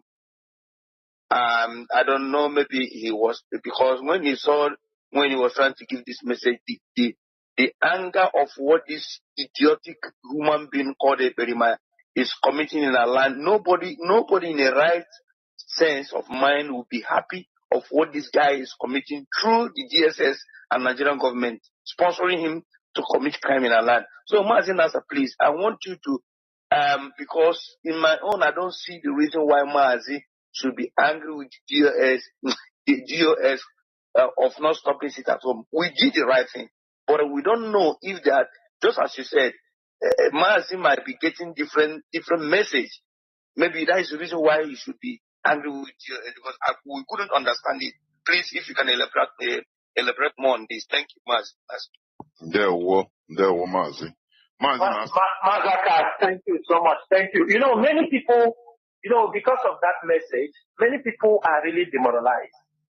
I have seen people who are expressing their anger. How can Onyendu say he's angry for the POS that they couldn't stop the sit at home? And if you watch what I say there, I say I'm not going to blame Onyendu for using that language because Onyendu has been misinformed about what is happening in this struggle. For me, since they're not telling him the truth of what is happening in this struggle, for me, it's just like they wanted him to lose hope inside that place. Because they have told him that everything, we don't speak for him, we don't talk anything about him, we are not, you understand me, we are not discussing about him. Mazi Nnamdi Kanu, I think this is 2 years he sent that message. 2 years plus. Because it was in August.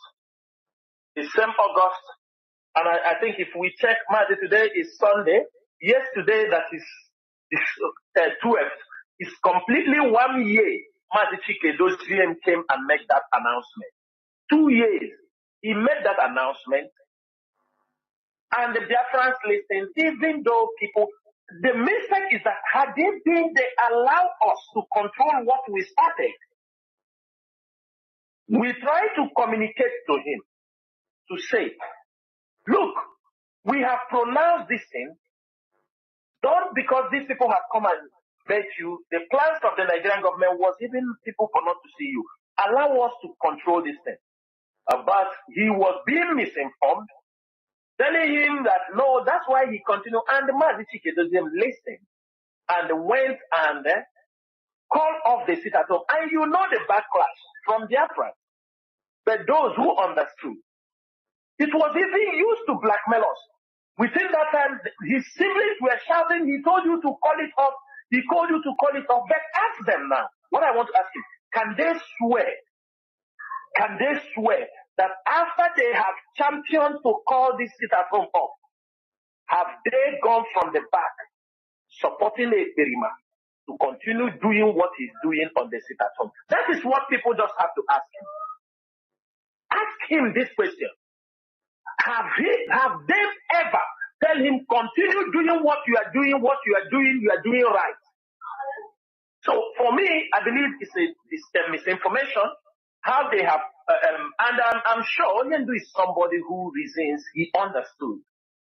And I am sure when Mazi Nnamdi comes out, he will listen to the men he left behind. Until he chooses not to listen, that's when we will talk something. But for now, I put everything as somebody in the DSS function. I see if he have less decision to make because he don't have the clear picture. People feeding him with information and not giving him the correct information. Imagine people telling him Chike doesn't close the account in America. Where? The gentleman is there running around how we can manage this struggle. They said he closed in Germany. They said he closed in South Africa. And I hope all those people are hearing. So much, a lot of misinformation. And we wait. And also people should be fear God, as people used to say. If you pay money to bury an IPOB member, you turn around and say you give Chinasa Nworu money. Is coming on the way or lying. If you bury an IPOB member who fell on the service, who died, and you brought IPOB money and buried him, and you turn around, you want to project Chinasa Nworu as taking money for what? Those people, these are the lies they are projecting there. And these are all misinformation. When Onyendu was there, these are the things he does. We have never invented anything new. It's the same responsibility. People are going to school. September is coming. People, I don't want to even say something. I don't want to say go that area. But, because if I say it, some of you may start looking for where they are and lynch them for what they are doing. But we leave. Mazi Nnamdi Kanu will soon be out. And as soon as he's out, many of these issues will be settled. Then, until then, I consider everything as misinformation. Maybe Mazi Madubu will be coming on air in the morning. If somebody wants also, I will ask him to clarify much on that particular side so that all the page on the Aporonya come. They will watch it. There were Mazi. We continue. Oh, caller on direct line? No, it's off. Caller on WhatsApp. Can you hear me? Welcome to the program. Caller on WhatsApp. Are you there?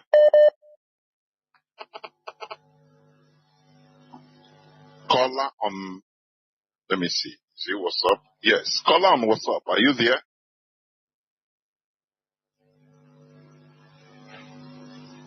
No. Yes. Caller on WhatsApp. I'm talking to you. Caller on WhatsApp. Can you hear me? Caller on WhatsApp. Somebody calling from 97, please. Can you hear me? Plus 97.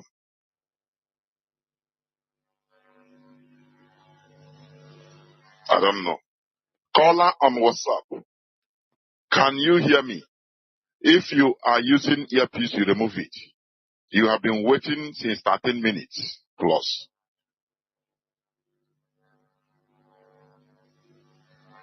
Let me go again to caller on signal. Caller on WhatsApp, as you cannot hear me, it is better you call back. Then caller on signal. Welcome to the program. Can you hear me?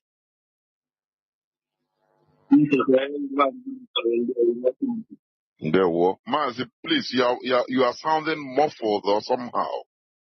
Or if you are using any earpiece, please remove it.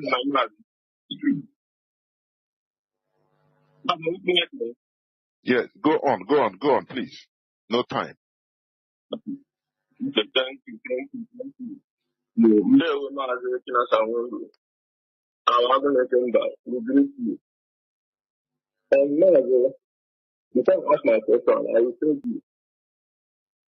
There is this thing I have found out in our system. You know, we like to ask and ask and ask. It's good to ask questions, but sometimes we ask questions out of point. You know, and to our leader on the platform, sometimes explanation. When you explain, because one thing about people, man, is if you explain something, he will always ask you a question on top of the one you explain, and you will explain, and that's how you keep on explaining. Sometimes we do the needful. I know it's good to explain, but some of the explanations are not really necessary because they will always like to find out what they will ask. Concerning the message, our brother and our senior comrade, Mazi Benjamin Madbu, released from our leader, where he said the leadership, that our leader is angry with the leadership. We understand that particular explanation. This is him trying to convey a message to tell you the importance of him canceling that at home. That he is even angry with the leadership that they didn't implement the order. Immediately he said it. It's not as if it's anything that is different from what we know. This is something that has to show you that message is given to you that moment is very important, that you stop whatever you're doing. So don't come and expatiate it for us, please. And when people come on air, they make their very argument, or they want to put their opinion. Let them stop using this word, Biafrans, generalizing it. If it's your opinion, you're in a place that you're trying to add how you feel about something, say it. Own that responsibility. Don't come and generalize it. Say, we Biafrans. No. This might be something you're inside your room thinking, and me here, I'm not even thinking towards that direction.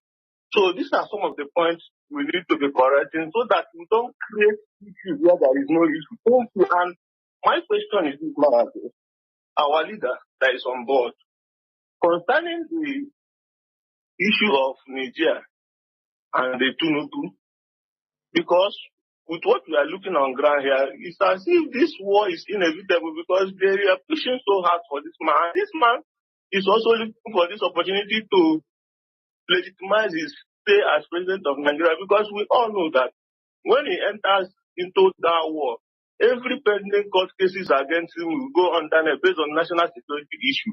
So my question is, Mazi, is there any way this thing will affect our leader, who we know for today is still in the enemy's hand, so that we begin to preempt whatever be the action on time? This is my question. What does I come back to listen to There were. Thank you. Thank you. There were. Mazi Chinasa. Mazi, thank you so much from your narration you made on that particular issue. The question what our leader said is well understood. I think you have added more flavor what I answered. But the side of Nigeria will have multiple effects. Will have multiple effects in anything that is going to happen in Nigeria. And I want to make it very clear because, our people are very emotional and they talk at a point. Onyendu is coming to court next month. That is just the day they said that is when the law, the judiciary will be back because I'm sure now they are on holiday, they are annual leave. They will be back by September. And that will be the first sitting, the hearing. It's not that is not the day they are going to give their judgment, if I'm very right, and I'm sure I'm right. That is the day the case is being expected. They will hear the case and now set out a day for judgment. And with what we knew from what we hear from they have a maximum. They can set up a day for mock judgment after 2 weeks, after 3 weeks, but they have a maximum of 90 days to deliver their judgment. So we are hoping all the best. One thing with this issue is that our people fail to understand. Sometimes when we jab the British, jab the Americans, they say, don't talk. They are the people holding us. Sometimes when you want to talk, when they try to level IPOB, the Global Terrorism Index, they made it very clear that some people in the USA State Departments were part of those that lobbied for those things. They lobbied some of them in the State Department. And they lobbied from the UK, Lord Ahmed of Liverpool, prominent among them. Now,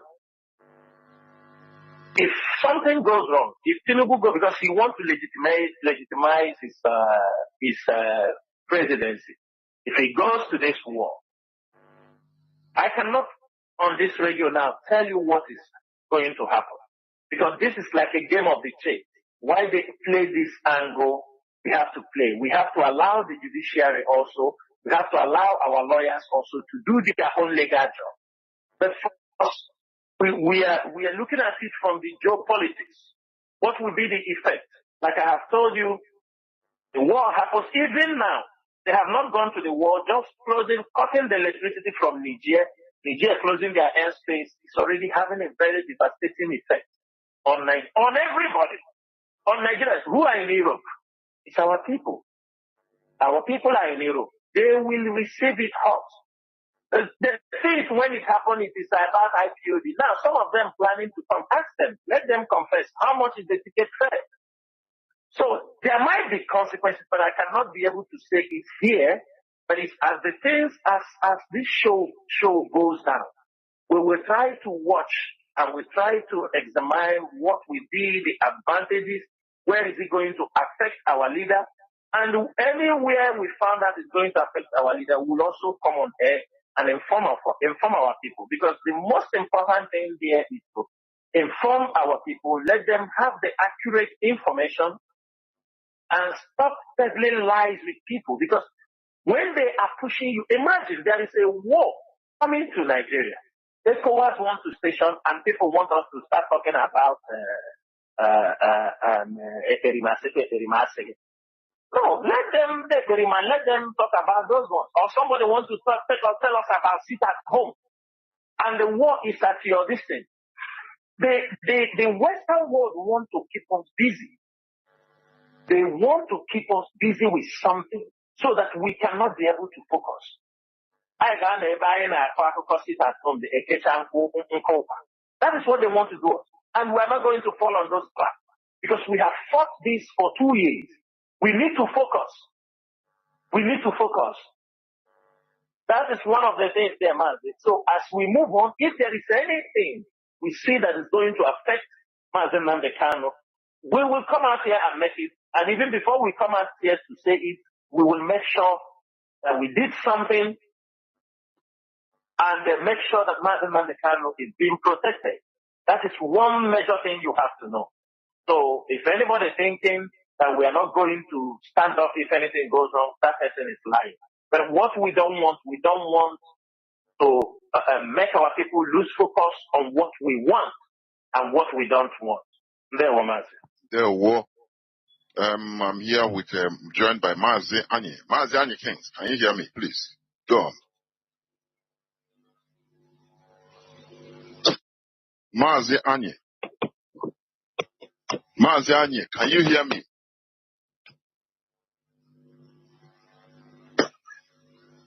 My goodness.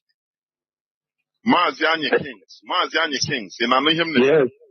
Please go on. Please go on. Yes, I'm hearing. There will go on. Go on. Okay. I'm not there. Yeah, there will. There will. Yeah, good evening, Biafrans. I'm Mazi, and not somebody.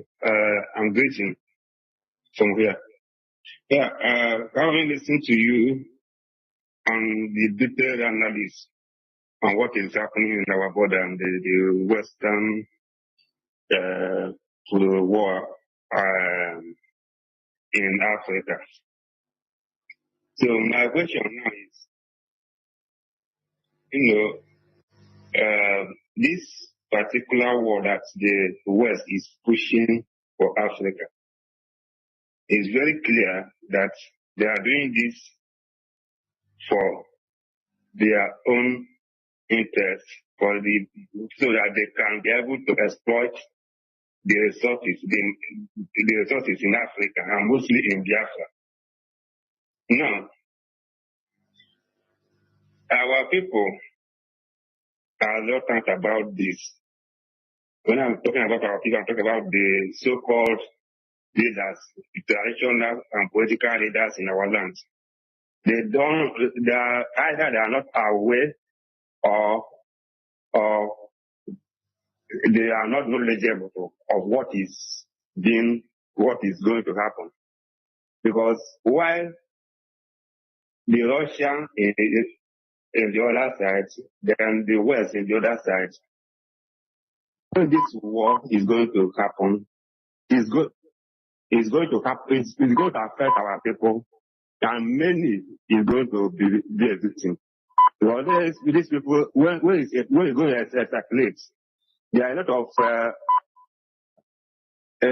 of weapons that these people might like to test in Africa, which is not testing, which the Europeans did not allow them to test in Ukraine. They will test it in Africa, and many and our people will be saved because of the victim. So my question is now, what is the assurance from the leadership that IPOB is capable of securing our land when this kind of circulation happens? Because we only having hope on the leadership of the IPOB, not in any of all these our political leaders. That's my question. There were Mazi. There were Mazi Nasa. Yeah, Mazi, thank you so much. Mazi, I want to make something very clear here.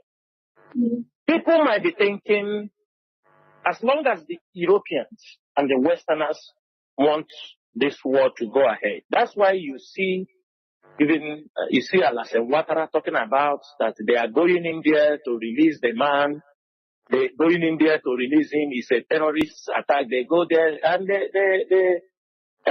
is it Cellini? Cellini said if they try that, he will execute the son. Now, it's a very difficult case. And the question we're supposed to ask the Western world who want to go to war in Niger is this.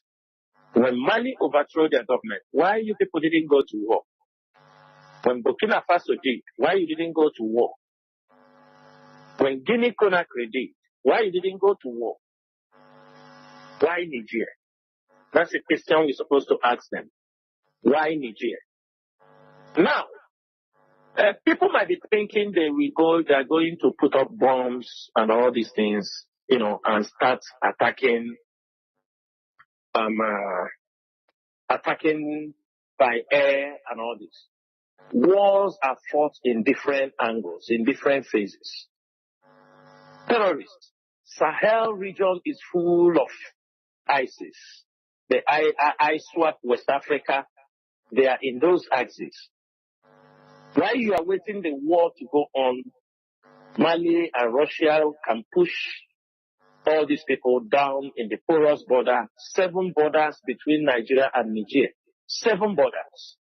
And I am sure the Sultan of Sokoto do not want to go on exile. The Emir of Kanu do not want to go on exile. All of them, Sanusi will not like to go on exile. That is why they will do everything they can, because Niger is normally a place all of them can run to. But now it will be very difficult. They have cut diplomatic ties. There is no more ties between Nigeria and Niger. The embassies have been shut down. Even the Nigerian embassy in Niger, there was a rumor that they wanted to attack them, but I hear that it's presently is being protected. Mazi, the IPOB leadership, or IPOB in general, our duty is to make sure, because without having the accurate information to know how it's going, you cannot do anything.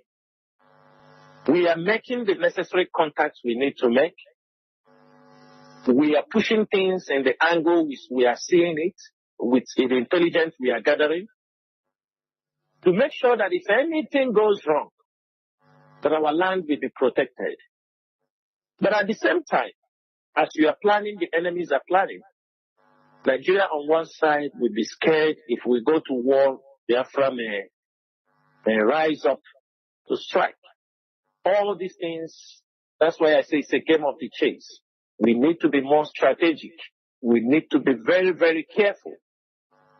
That's why you don't expect us to come and say certain things. As things are going, it's our duty to lobby. Your interest may not be the interest of your enemy. That's why somehow I was not, me personally, that's my personal opinion, I was not happy when our people rose up in Niger, started protesting. Mazi, not only you. I saw that thing. They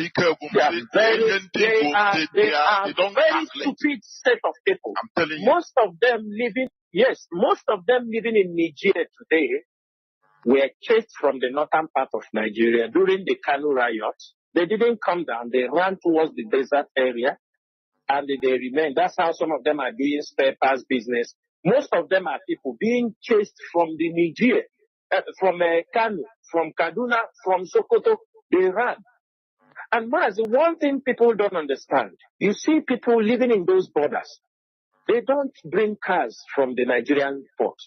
Most of the northerners, majority of the northerners don't pay custom duty for Nigeria. That's what people don't understand. They prefer to pay it to Benin Republic because they pay in Benin Republic.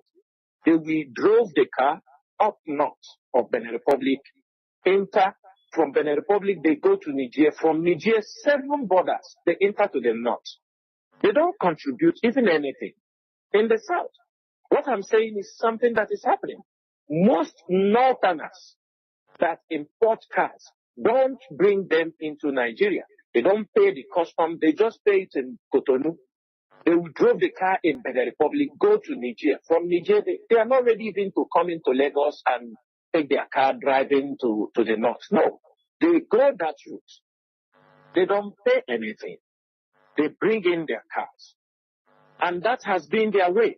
And our people who are in Niger Republic quickly come out to protest. Stupid people. Do they know what Niger did to our people during the Civil War? Good political calculation. They do something out of emotion. Honestly. They just come out because of the small spare parts they are selling in Niger Republic. They're thinking that when the war breaks out tomorrow, they will be killed because Niger supported Nigeria 100% and massacred Biafran children. If your parents are alive, that they witnessed the Biafran struggle, the Biafran war, they will tell you they were northerners, told, they call them Dogo. They were brought in from the north, from Niger in thousands. They came down and massacred our people. People from Niger So it is not something when you hear something happening, you just rush. First, you have to make your calculation. You hear information. You think. We are not in a quarrel with Nigeria for anything, but we don't have to stick our head. Because those think what happened to us when our people come out to support in 2016, come out to support what's his name? Donald Trump. Donald Trump in Iguacha. Some of them are still in prison till today.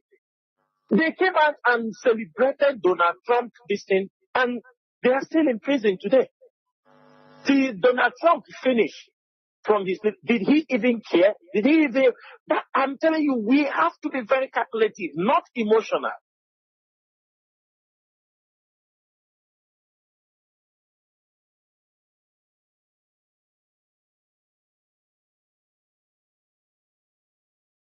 You say, Mazi, what do you want me to say?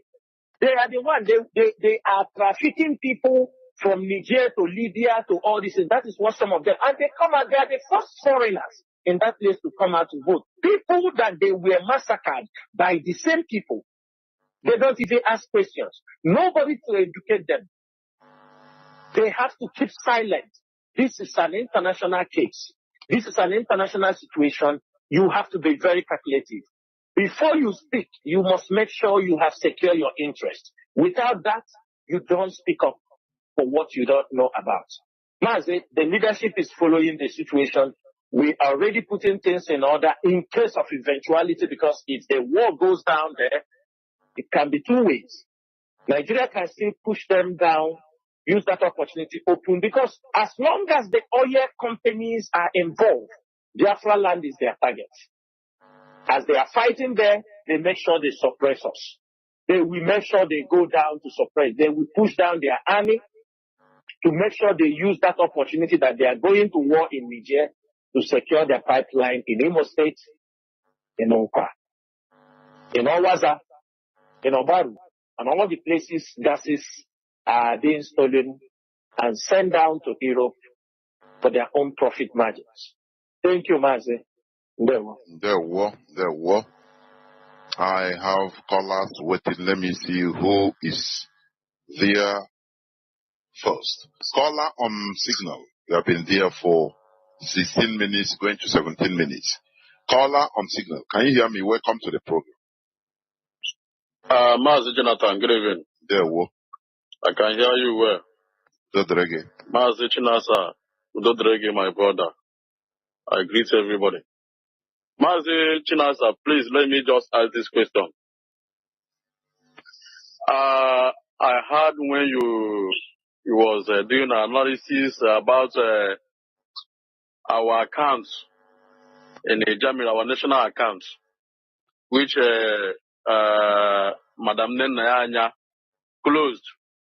My question goes like this. Did our leader know that Nenayanya closed the national account of IPOB in Germany without permission or without authorization from the leadership? Did our leader is aware of this event?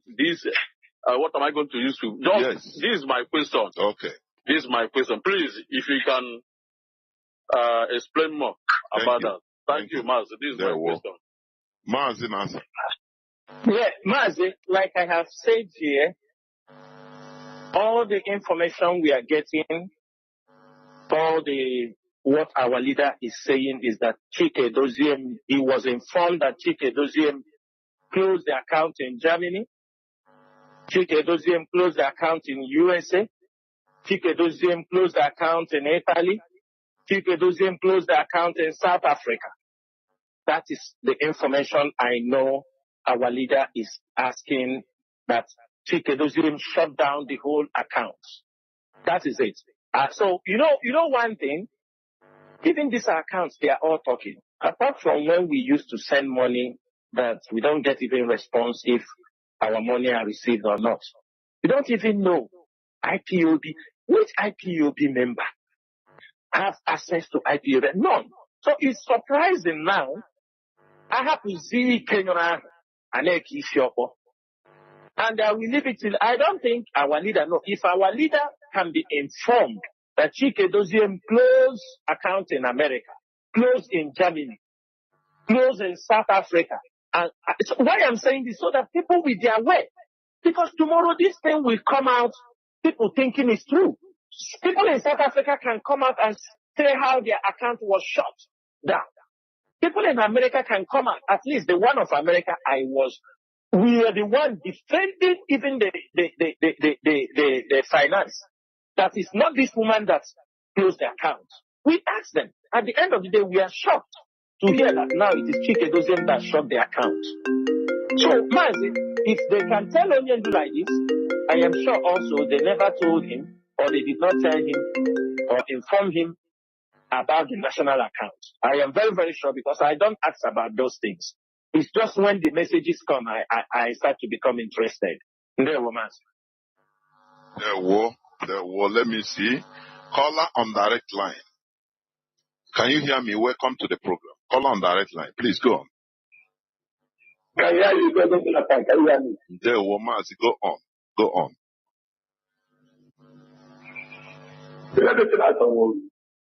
Heaven and earth bear witness. Mazi, I went to somebody that have questions. Mazi, mostly, please. You need to stick to instruction. If we have any question, listen to me. Go without preamble. We must be disciplined. Okay? Okay, go on, please. If you have any question, go on. Okay.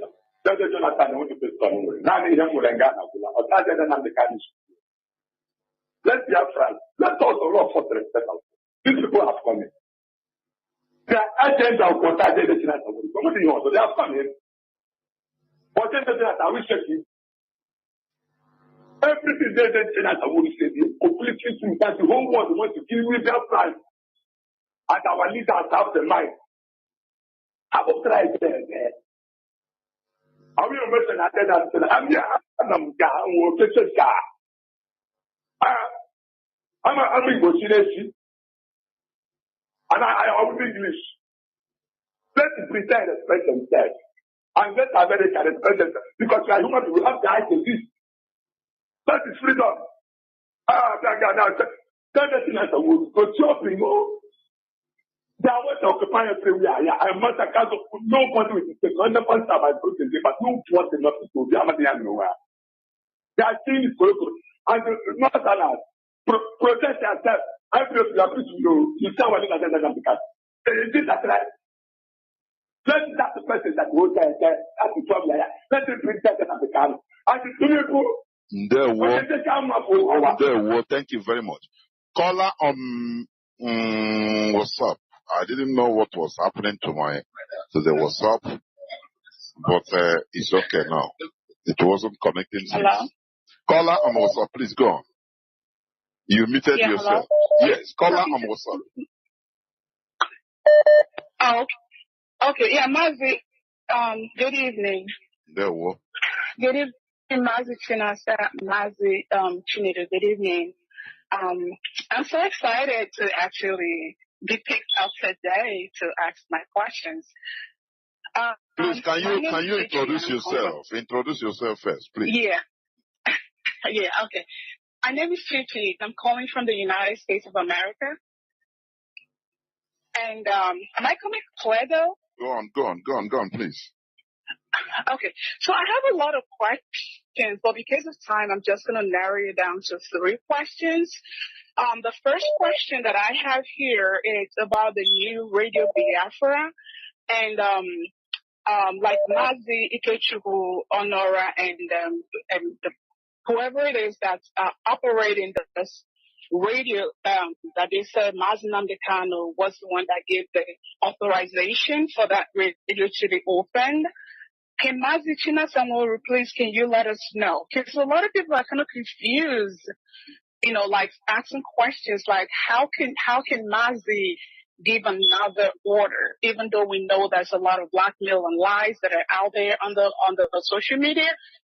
Does Mazi, do you know anything about this new Radio Biafra? Does it have anything to do with Mazi Nnamdi Kanu? If you don't know, that's fine. So that's my first question. Then my second question is, I saw you release a memo, whatever, the memo that you had sent to some man, I forgot the name though, telling him to let the media houses in Nigeria to refrain from connecting the agent provocateurs to the IPOB family. Can you also speak a little bit more about this memo? If they do not pay attention to the warning, is there other mechanisms that the leadership have in place to see that they do what they are supposed to do and separate the IPOB family and the enemies of the struggle? Then my last question is on the Economic Empowerment Day that Mazi Nnamdi Kanu had talked about on Mondays. I know there's somewhere that I read that he said he's going to say more about it when he comes out finally. But my question is there something that you, Mazi Moro, can tell us about that? Is there anything at all that the leadership was asked to do to that effect so that people do not misunderstand the communication between the sit-at-home that has been dead years ago and this new economic empowerment? Thank you so much, Mazi, and God bless you. There, well, thank you. Mazi Nasa.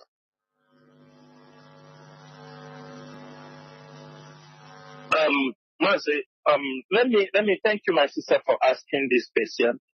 Mazi,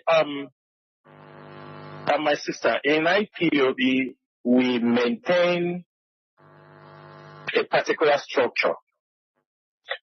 If you know about anybody can form a radio, depending what you think. I could remember in 2016, Clifford Urania, they wanted to open a radio. They said Uche Mefo did not want to give them a password or something for them to broadcast. Onyendu was still in Kuje prison. I don't forget that day. I was somewhere here. It was 6 in the morning or 7 in the morning in this region, and I was communicating with Onyendu that time. He was talking about this radio, and the people went and they set up their own Radio International. And everything get loose. Then, at the end of the day, that time was when we are trying to expand the radio. We want people to broadcast from off this thing that is happening now with December. Some people wanted their own radio. They wanted their own radio. They say it's Radio Biafra International. So they went their way. They make their logo. Then, come during the time of Uche Mefo also, you remember Radio Biafra most times when Onyendu's coming on air, it was having too much problem. Attacks until IPOB Community Radio was also set up as a backup in case Radio Biafra have a problem, IPOB Community Radio. All this with the blessings of Mazi Nnamdi Kanu.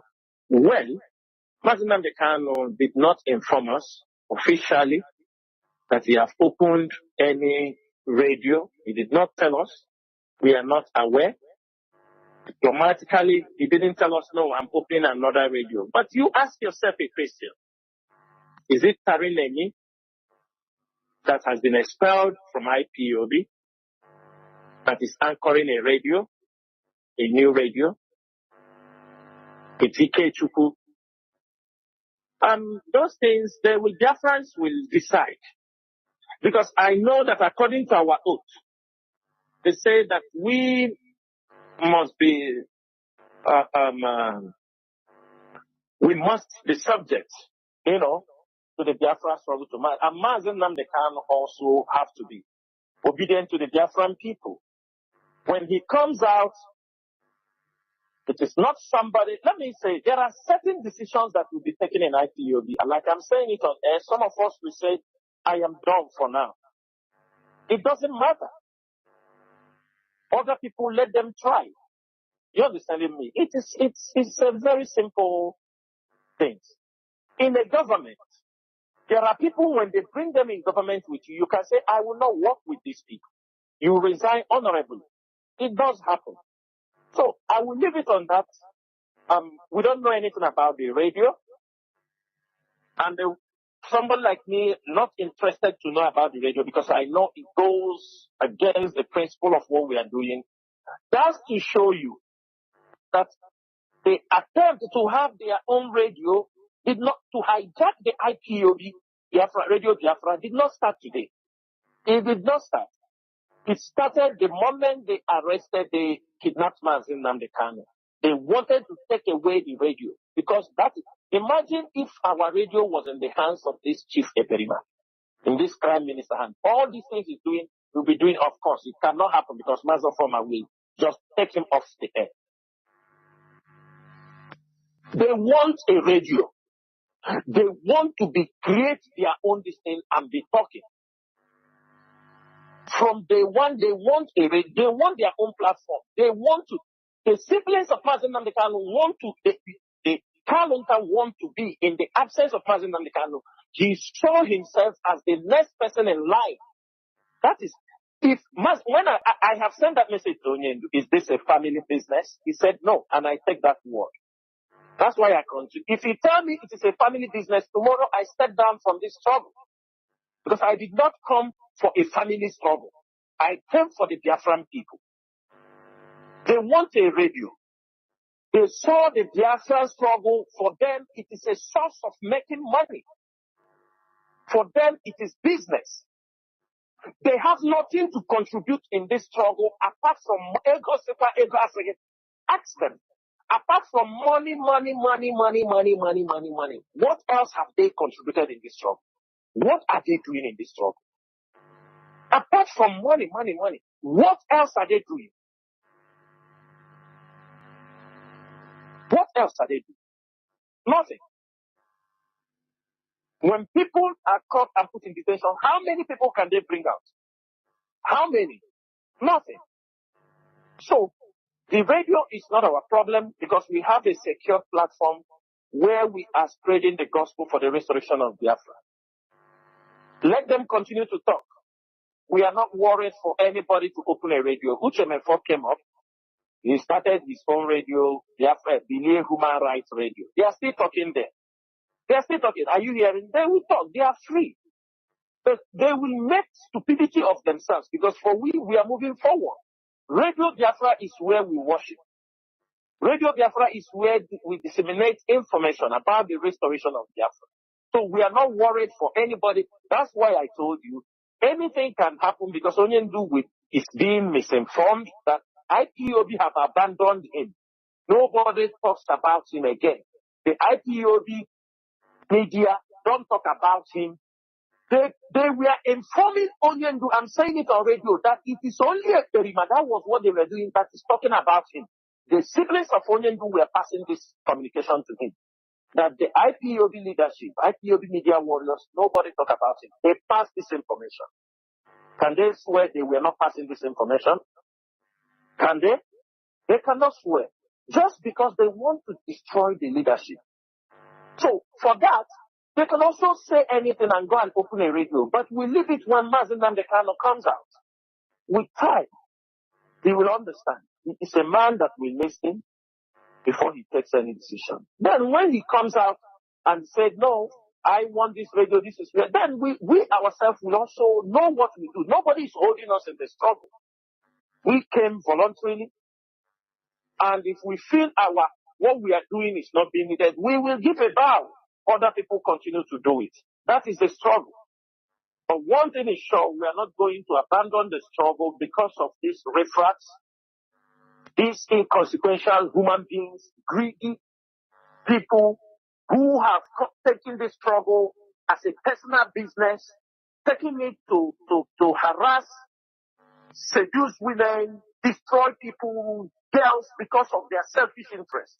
We are not going to allow that to happen. We have come here and we make sure on this platform our people will get the gospel for the restoration of Biafra. And after we have come and gone, as our leader has said, people will wish that people like this will come again. And the second point you spoke about, talking about people, Maz, I'm not sure whether I'm getting it right. No, agent, you say about the memo about agent provocateurs or something like that. The memo that Onyendu just released? I think so. Yes, I'm sure. He said, what are we doing to make sure that we separate these agent provocateurs from? We have been doing a lot before now about these agent provocateurs. That's why there are certain things we know. When it comes to the table of the DOS, we said no. We are not saying no because of what? It's because we have some information about that. Maybe before you even come, we are aware of that. This is a leadership that if something comes to Mazi Edoziem from another angle, and if it concerns me or where I am overseeing, he will contact. He will say, please, can you look at this? We'll tell him, oh, this person, we know about him. It goes through the media. Mazi Edoziem will be contacted. We will investigate. We don't take information just. So for the agent provocateurs, we have kept them where they belong. They have tried in, I don't know whether people knew that before, if the DOS is having meeting, some people in the DOS will open the line of a meeting, a very sensitive meeting DOS is having, and third parties will be listening to it. Third parties. Is it right? I want to ask everybody listening. A struggle of this magnitude, that the DOS will be called for a meeting. Somebody, saboteurs, agent provocateurs, because they want to destroy the leadership. They will be doing what? Transmitting our meeting to a third party. We don't even know. Before you finish meeting, some of them will be using it to rant on the social media. Some of them will, even to the point, meeting will finish. Some of them will have the impetus to call Chief Edoziem. I heard what you people discuss in the DOS. Why should you do that kind of thing? This is absolute nonsense. Absolute nonsense. Maybe they can come as a Chief Edoziem.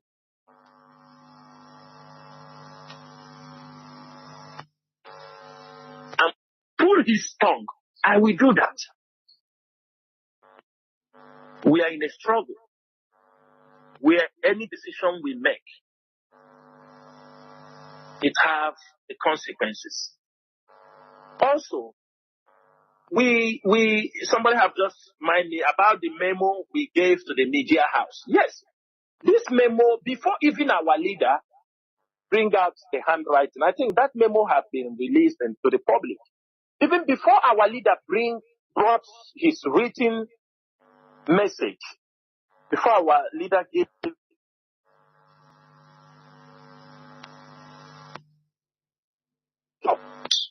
in a cage, Mazi Edoziem wrote them, and that document was sent through DHL to them, telling them to stop linking the Perima group with IPO, because we have done it. If you found out Daily Post, we are going to blacklist Daily Post, because there is something we are working on. Daily Post, because we found out that if this criminal make a tweet, if he threatens Mazi Nnamdi Kanu, they have somebody in Daily Post who is promoting what he is doing. Daily Post, we are going to come hard on them. Just let us finish what we are doing.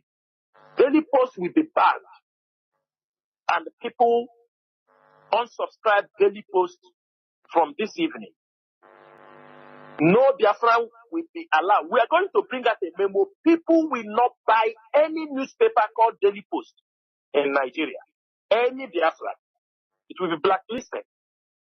Because we realize that Daily Post, they have their connection in Daily Post. That even if he tweets and insult, like Mazi Nnamdi gave the instruction, it will insult Mazi Nnamdi Kanu. Daily Post will be the one to take it and they promote. Daily Post is the first person to publish anything he is writing. As crime is going on, his daily post that will tell you he is not the one responsible for the crimes that is happening in Biafra land, and with no evidence, with no anything. But when we are telling the world, we are giving them evidence. What is happening? We are seeing it on the video. You see them. These things are things we have done a lot, trying to stop all these people linking IPOB. If you could remember some months back when I came on air, I told them if you take Biafra flag again, and we are ready. We have already instructed Biafrans even to buy Nigerian flags and keep. If they use Biafra flag to display with criminals, there will be a burning of Nigerian flag or in 100 and something countries. We will put up a day to burn Nigerian flag and they disgrade the flag. If they dare use the Nigerian flag to place these criminals, to show the world the Biafrans are criminals, if they dare it, and we are watching them very, very carefully, because we have asked people, buy Nigerian flag, keep it. Any day you see, we will flood the social media with burning of Nigerian flag. I think the Nigeria was just crying a few days ago, asking people from Niger, please don't burn our flags. They were begging people in Niger, please don't burn Nigerian flag. You see, it's telling them. Imagine when IPOB will take up that. And since that time we said that, they have reduced by parading these criminals with the Biafran flag. The letter, the memo given to them, we waited for them for a change. If you look at the date, it's long time that memo has been given to them, and they are not doing anything. That's why the leadership make it public.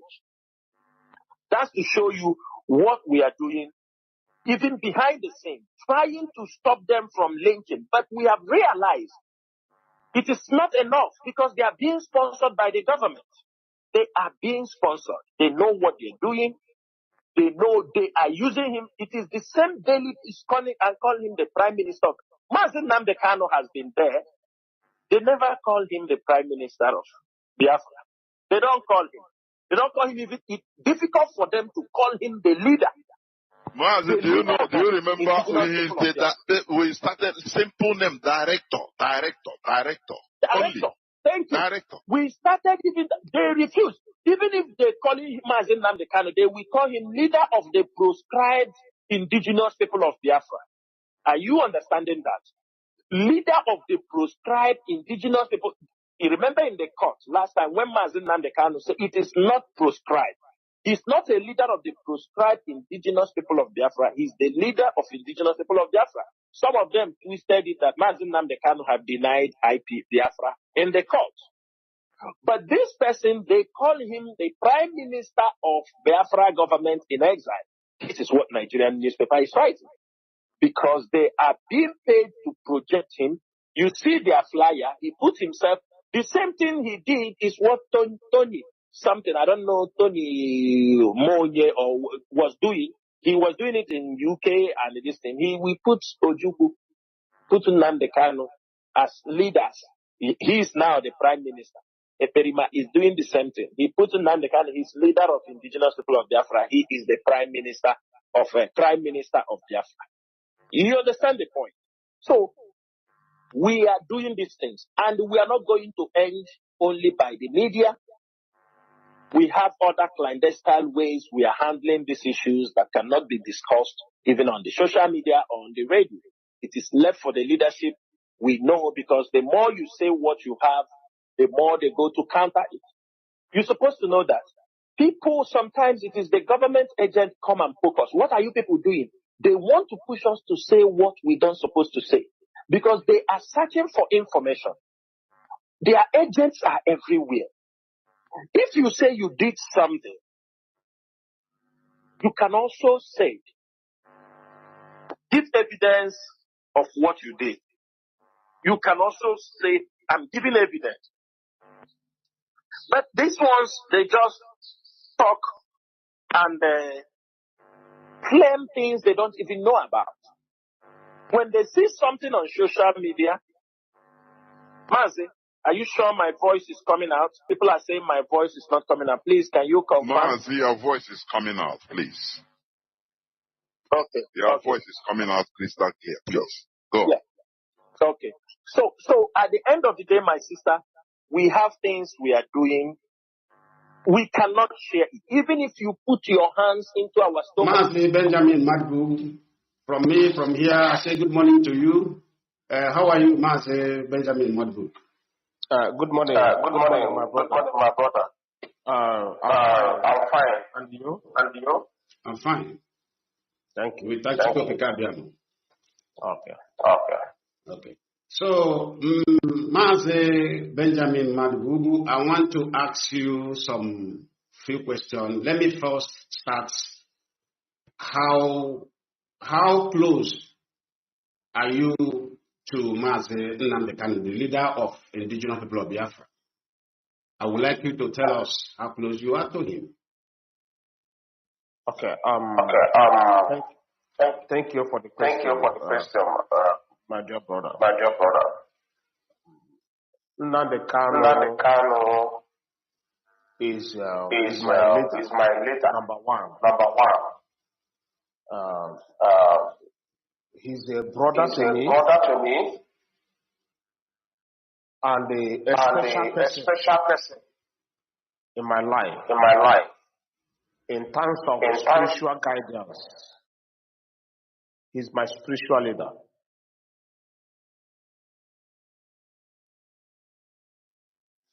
Can you hear me?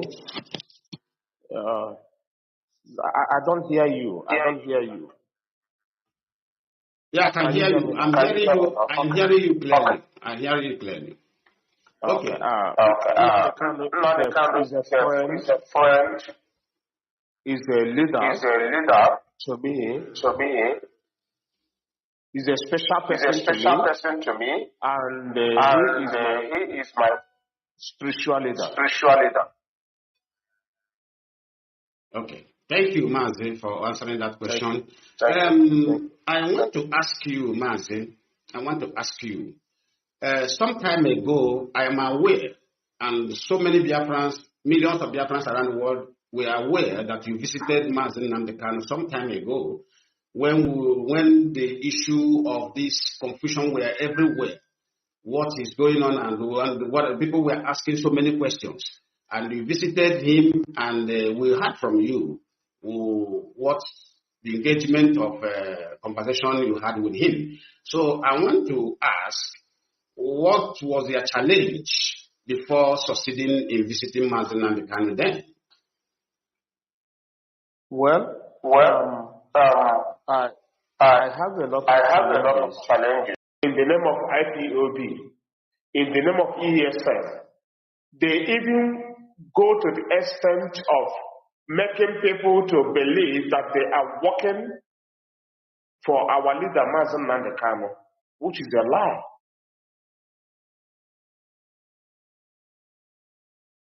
What is not only in Ihiala, in Olu zone, the old Olu zone, in Idato,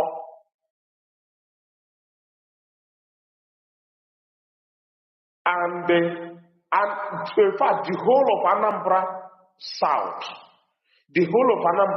not only Ihiala, in the part of Anambra State, and the whole of old Olu zone. What is happening there is I can categorize it as a tragedy to Ndi Igbo. Some people try to demonize IPOB, ESN, and to rubbish the name of Mazi Nnamdi Kanu. This is what I see happening. If you come to Ihiala today, what is happening in Ihiala local government and the Anambra South in general and the Olu zone, old Olu zone in general, it is not happening in any other part of Igbo land or Biafra land. It is a calculative conspiracy.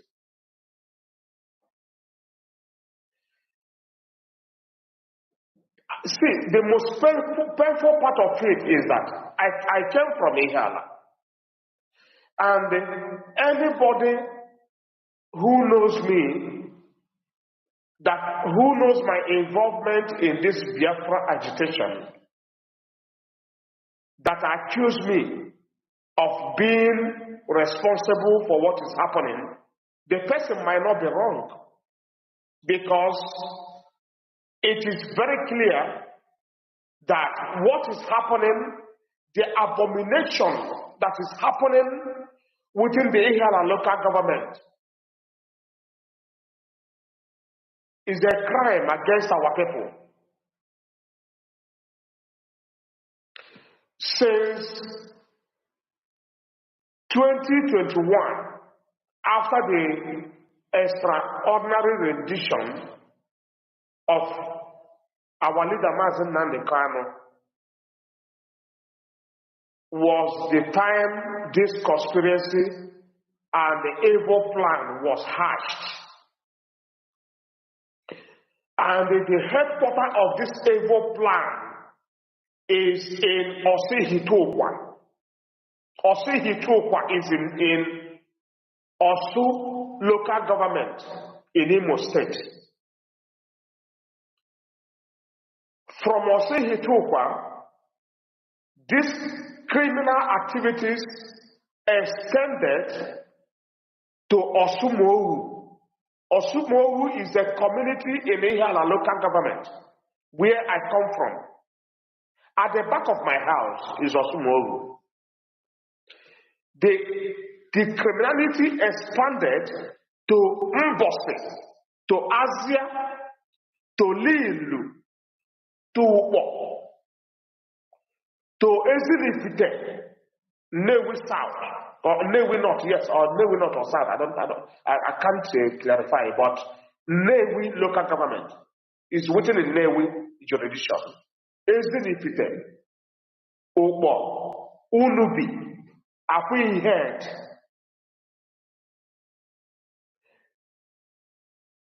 This is where this criminality was stamped.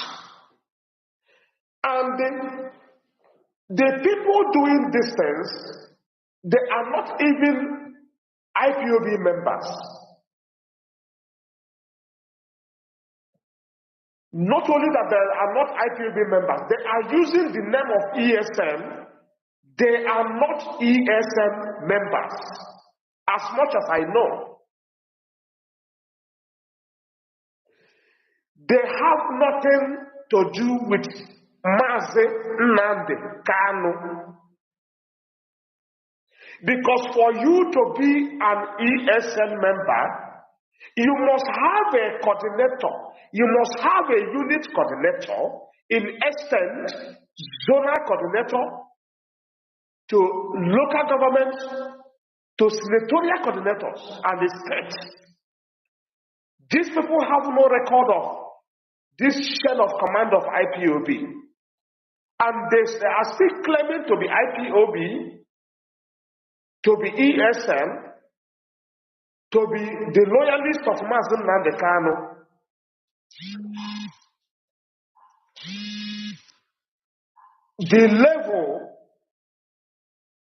The level of crime these people are committing within the Ihiala local government, Anambra South, and Old Oluzo is unimaginable. The killings, kidnapping of our people, the snatching of cars from our own people, the raping of our young ladies and the mothers, their involvement in discussing or giving judgment on land disputes, that in our place we know that anything that has to do with land disputes in a community or husband and wife issue is a case that the traditional rulers and the elders of communities handle. It is not a case of Mazi Benjamin, let me come in there a little bit. Let me interrupt you a little bit there. Okay. Like what you said right now concerning the land dispute cases and the family cases, like marital cases. Yes. And do you remember when Eastern Security was launched and Mazi Nnamdi Kanu specifically banned the members of ESN in participating in any land case engagement? Do you remember that? Yes. Okay. Now, some elements now are coming in and parading themselves as members of ESN. Then some of them, like what the report we got some time ago, some of them now engages in the land dispute cases.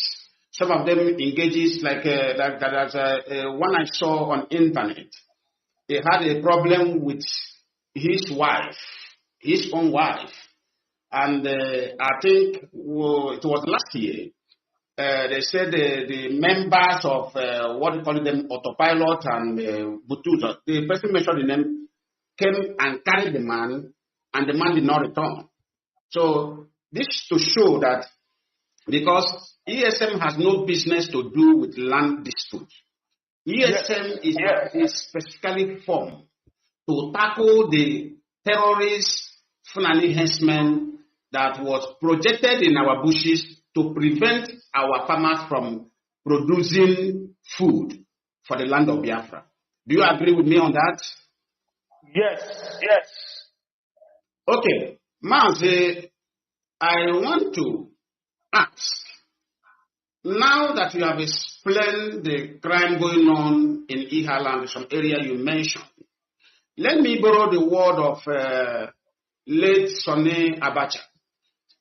Sonny Abacha said in his time that any insecurity that lasted more than 3 months, that government could not be able to stop, is being sponsored by government. Do you agree on that particular narrative? 100%. I agree. 100%. And that is the truth. So, what do you think is the solution? What do you think what is your own suggestion concerning this insecurity that have continuously going on in our land and scaring our people away from investing in their own land? Because I discovered somehow, like information that I got, that most of politicians were paid by the federal government of Nigeria to form artificial insecurity in our land, so that our people who they are maltreating in Abuja and in the Lagos will not be able to return home and invest in their own health and have peace. So what do you say concerning this report? Okay.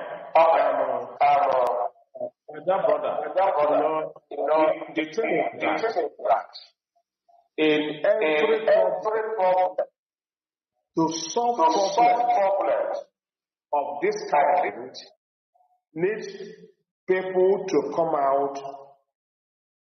to say the truth in every sincerity to get the solution. What I see happening in Ihala local government, in Anambra South, in Old Olu Zone, is politically motivated. Okay? Now, if you used to listen to Chinas and Woru broadcasts on Radio Biafra, there was a time Chinas make a statement that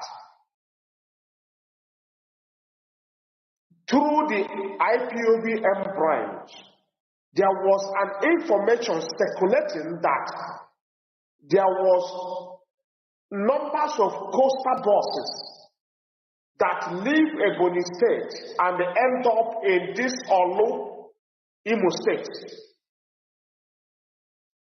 Okay?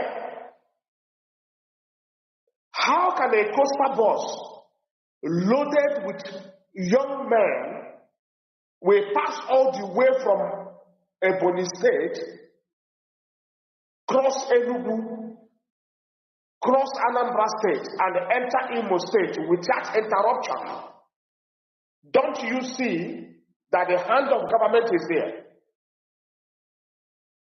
Yes, it's very clear.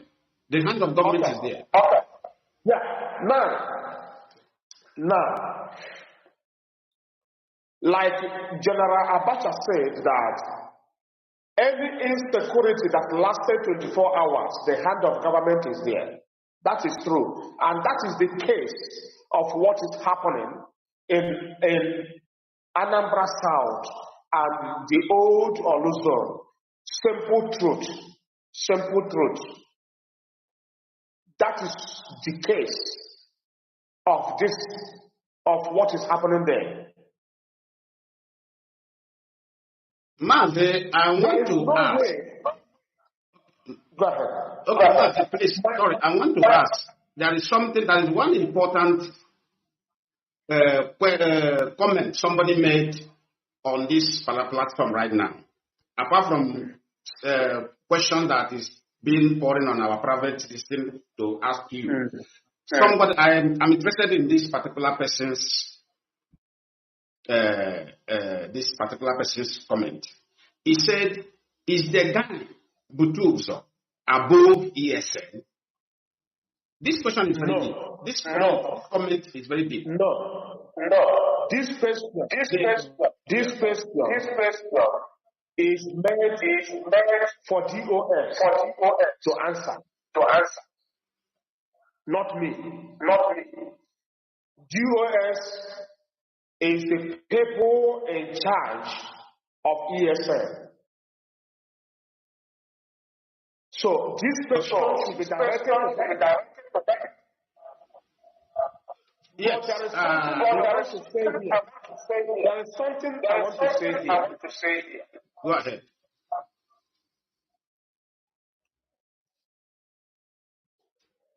I will say on average. Allah wants you. I don't know how to translate this in English. Somebody can do the translation. If the Nigerian government, if the federal government, Asorok in Abuja, want to be sincere to themselves that they want to stop the insecurity in Southeast, why are they giving the security fund to the governors?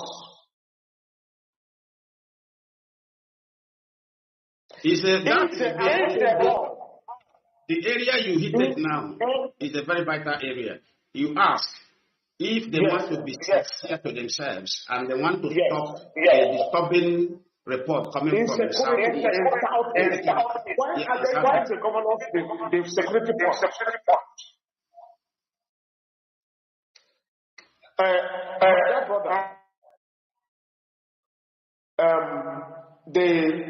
The reason why this our generation, we are so lucky to have information in our tips through the publications by the government agencies, by intellectuals, by detectives, and all these things get to us by we having the smartphones with us, because we follow daily news, not only about Nigeria, but about what happens around the world. We know very well that during the time of Jonathan regime as the president of Nigeria, and this last administration of Muhammad Buhari, the reason Boko Haram was booming as a business was like people making it to be source of living or source of funding was because the government released security funds to the governors of the states in the north, especially the northeast. Who are the people behind Boko Haram? Are they not the northern politicians? We have to say the truth. If you ask us to say the truth, we say the truth. We have information. And we are not afraid of anybody to say the truth. Because the truth must live forever and ever. Who are the people behind Boko Haram activities? Are they not northern politicians? The same thing the eastern politicians have already learned from them, believing that making Southeast insecure will give them the opportunity to be asking for security funds from Abuja. Why are they releasing the money for them if the Abuja is not involved in what is happening in our place? It's a business. It's a business. Okay, Benjamin, like what you said now, that they have turned it into a business. Yes. And now I want to ask this question publicly. Why will anybody who is educated, who has conscience, will like his own community, his own society to be insecure, to be a disturbing society? Why will anybody with a human being, let me just put it this way, if that person is not a human animal, like Benjamin Netanyahu addresses a group of Hamas, because sometimes I begin to view the politicians from our land as human animals. I was discussing with a white man a few days ago. I said, these people are gradually turning themselves into a human animals, because when you want to address somebody as a human animal, you have already concluded that this person has no conscience. His conscience is completely dead. And when a man's conscience is dead, when a man's conscience is dead, he is finished. That person is finished. And his activity will begin to affect others. So I'm asking you this question, and also public, that why will anybody, because let me use where we are residing as an example. The politicians here are working assiduously to establish security for their people. And that's why investors are flooding in the developed world to invest their money. They part the salary they are going to pay the workers. Imagine why many investors here in the developed world, they go to China to establish their business because of lower salary they pay in China, in order way to make more money. And most of them have confronted, I have had the privilege to confront most of them. They will tell you that Africa could have been the best place for them to come and invest. And the particular place they want to invest. And that place is the southeast, which is the Biafra land. But they are complaining that there is no security there. There is so much evil being activated by our own politicians. There is an investor who said that our politicians are the ones kidnapping and killing foreign investors. I was shocked when this white man made this particular revelation. So what do you say about this, please? My dear brother, the worst thing that can happen to a society or a tribe or group of people is when your oppressors are determined who will be your leader. Okay? Yeah. That is what is happening. That is what is happening to us. But last time, let me say something. But the same politicians will come out on camera they will tell you, we want to sustain one Nigeria. We want Nigeria Nigeria together is more better than Nigeria that everybody will go his or her separate way. But the activities being seen by these people, the way they are treating their own citizens, did not give the citizens courage not to demand for separation. This is what I have been saying. You are saying that you want to sustain something, but you are not showing any character to sustain that particular thing.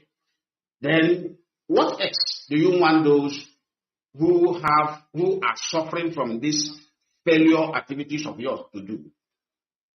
This is the question that people should begin to ask.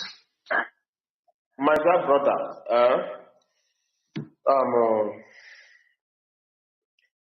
the problem we have is that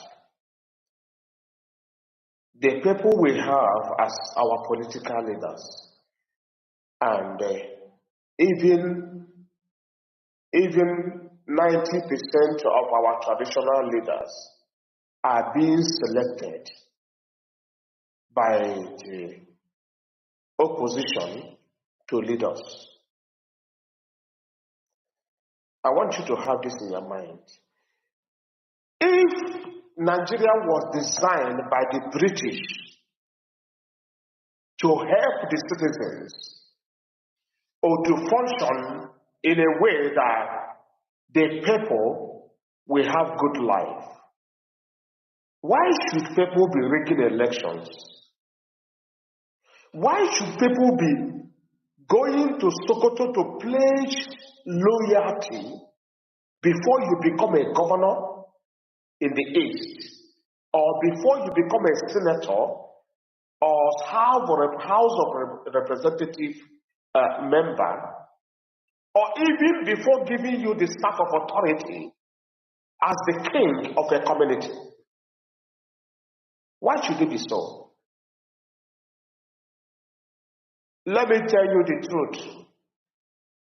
And I want our people to have it in their mind that we have no leaders. The only leader we have as a people, as far as the Igbo land and the Biafra land in general, Biafrans in general are concerned, Mazi Nnamdi Kanu remain our leader and our only leader. Because this is the only person that stands in defense of us. This is the only person that tells us the truth. Whether the truth is bitter, whether the truth is bitter or the truth is sweet, he tells us. This is the person that guides us to good life. This is the man that implants inside us that you have to keep on doing good things. Even when somebody is not there, if you know the right thing to do, do it. Only Nnamdi Kanu is the person that teaches us this. Nobody else. What we have in the East are all stooges. Stooges from the governors, from the senators, from the House of Reps, from Ohanes and Duchi, Ohanes and Dama. All of them are stooges. The worst thing that happened to us as a people was the loss of a Biafran war with Nigeria. Between 1967 to 1970. That was the worst that happened. That was the reason, that was the avenue of the haters of Biafrans, haters of Ndigbo, the enemies of progress. That was an avenue for them to manipulate us and detecting who will be the leader, who will be speaking for us. Otherwise, it isn't supposed to be that way. Okay? But they are seeing us as conquered people. I want to what you said now. Yeah, like what you said now, draw my attention to remember what Shetima, the vice president of Nigeria, said a few days ago. I think it was that statement was made by Shetima. That was Friday. That was Friday after their a little meeting in Asherot. Shetima said in the newspaper, he said the real integration of Igbo politicians into Nigeria mainstream politics has kicked off. Many of you saw it. I don't know, most of Biafra does not even read newspaper. He said that the real integration of Igbo politicians into mainstream politics in Nigeria has kicked off. They have started doing that now. He said this administration will start doing that. So my question to you, Mazi Benjamin Madibu, as a man on ground, you know better, you know, at least you are on ground, you can see, you express some certain things more than us. Because we our own activities based on information we get from right sources. Okay. When he said that, I was shocked when I come across that statement. I was shocked. I said, okay, all these years after the 1967 to 1970 war, does it mean that the Igbos have never been integrated into the mainstream politics? So is that the reason why? And I remember myself, oh, this may be the reason why we have so much betrayers who are representing us as senators, as House of Rep members, as governors. So they have been choosing their own to push to us that this is the person. Even when the people said, okay, let them exercise their right through voting, they will deny the people opportunity after voting. They will ring the election and give to the person they want to give. Because that statement is very, very deep. He said it has just started kicking off. So the integration started kicking off now, ending of 2023. What has happened all these years? I want you to answer that question, please. Okay. I will answer this question based on my own experience. For the few years I have spent in Nigeria, you know, every day I study about Nigeria. I follow the events of their political activities and the position of Nnamdi and the Biafrans in Nigerian Union, because Nigeria is a union. Nigeria is not a country. Nigeria is a union of nations. The earlier they understand this, the better for them. They should stop calling Nigeria country or nation. Nigeria is a union of nations. That is simple truth. Now, if you are talking about the integration of Nnamdi in Nigerian politics, yes, Shetima might be right from the angle he is seeing it. Because the problem we have as a people is that we have psychopaths as political leaders. We have psychopaths as leaders. Somebody like now is Christmas and New Year season. Somebody will come to the village, he share rice, he share this Nigerian wax, tomato, onions, salt and oil and all that. And the people will be singing praises to him. For him, he has arrived. He will go to Abuja and he says, yes, my people is with me. I'm in control of my people. Don't worry, everything I tell them, they will listen. They will do what I said. But these people, in fact, if I'm calling them people, I'm still giving them glory.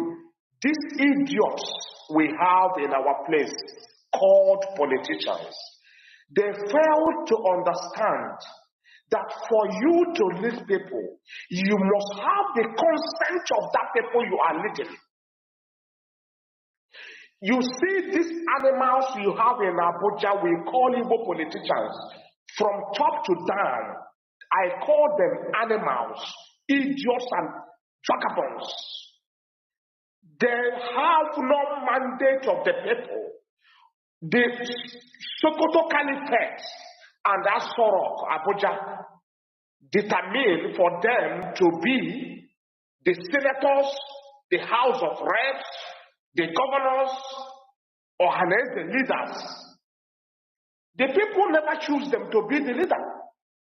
That is where the government, the people speaking on behalf of the government, like Chetima is saying, that they're beginning to integrate in the Nigerian polity. How? What is the process? What is the organic process of that integration? Did you ask the people who they want to represent them in Abuja? Do you have the mandate of all these animals hanging around in Abuja, answering sa, eating the crumbs falling from the master's table in Abuja, presenting themselves as Igbo politicians? Do they have the people's mandate to be there? That should be the question. And the answer is no. No.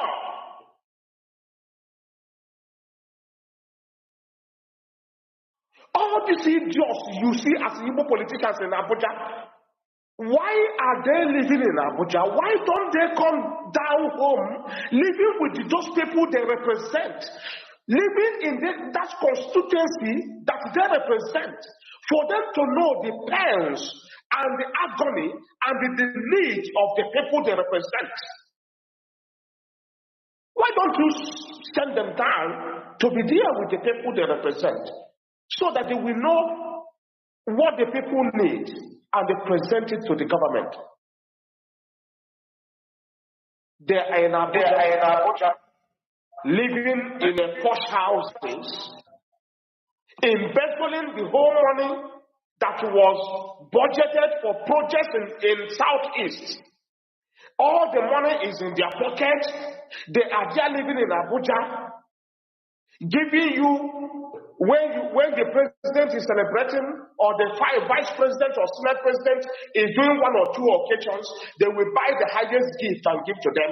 They will be praising them, people representing the people of the East. No, they don't represent us. They represent their families and their pocket. There was a statement made by President Muhammad Buhari, 2016. That time I was in Kuje prison with our leader Mazi Nnamdi Kanu, David the one we see, Bright Shimezie, and the Shidebere. Our people was doing protests, asking for our release, making noise worldwide, seeking for justice. The president of Nigeria then, which was General Muhammad Buhari, make a statement. He said, why can't these boys hold their representatives, their politicians, responsible on why there is no development, no infrastructure in the East? Every money the federal government budget for infrastructure and the development of Southeast are given to the people representing us in Abuja. And after some years, I begin to understand what that man means. That man was right.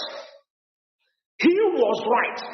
Our problem is our politicians, not the Nigerian government. I will say it a second time.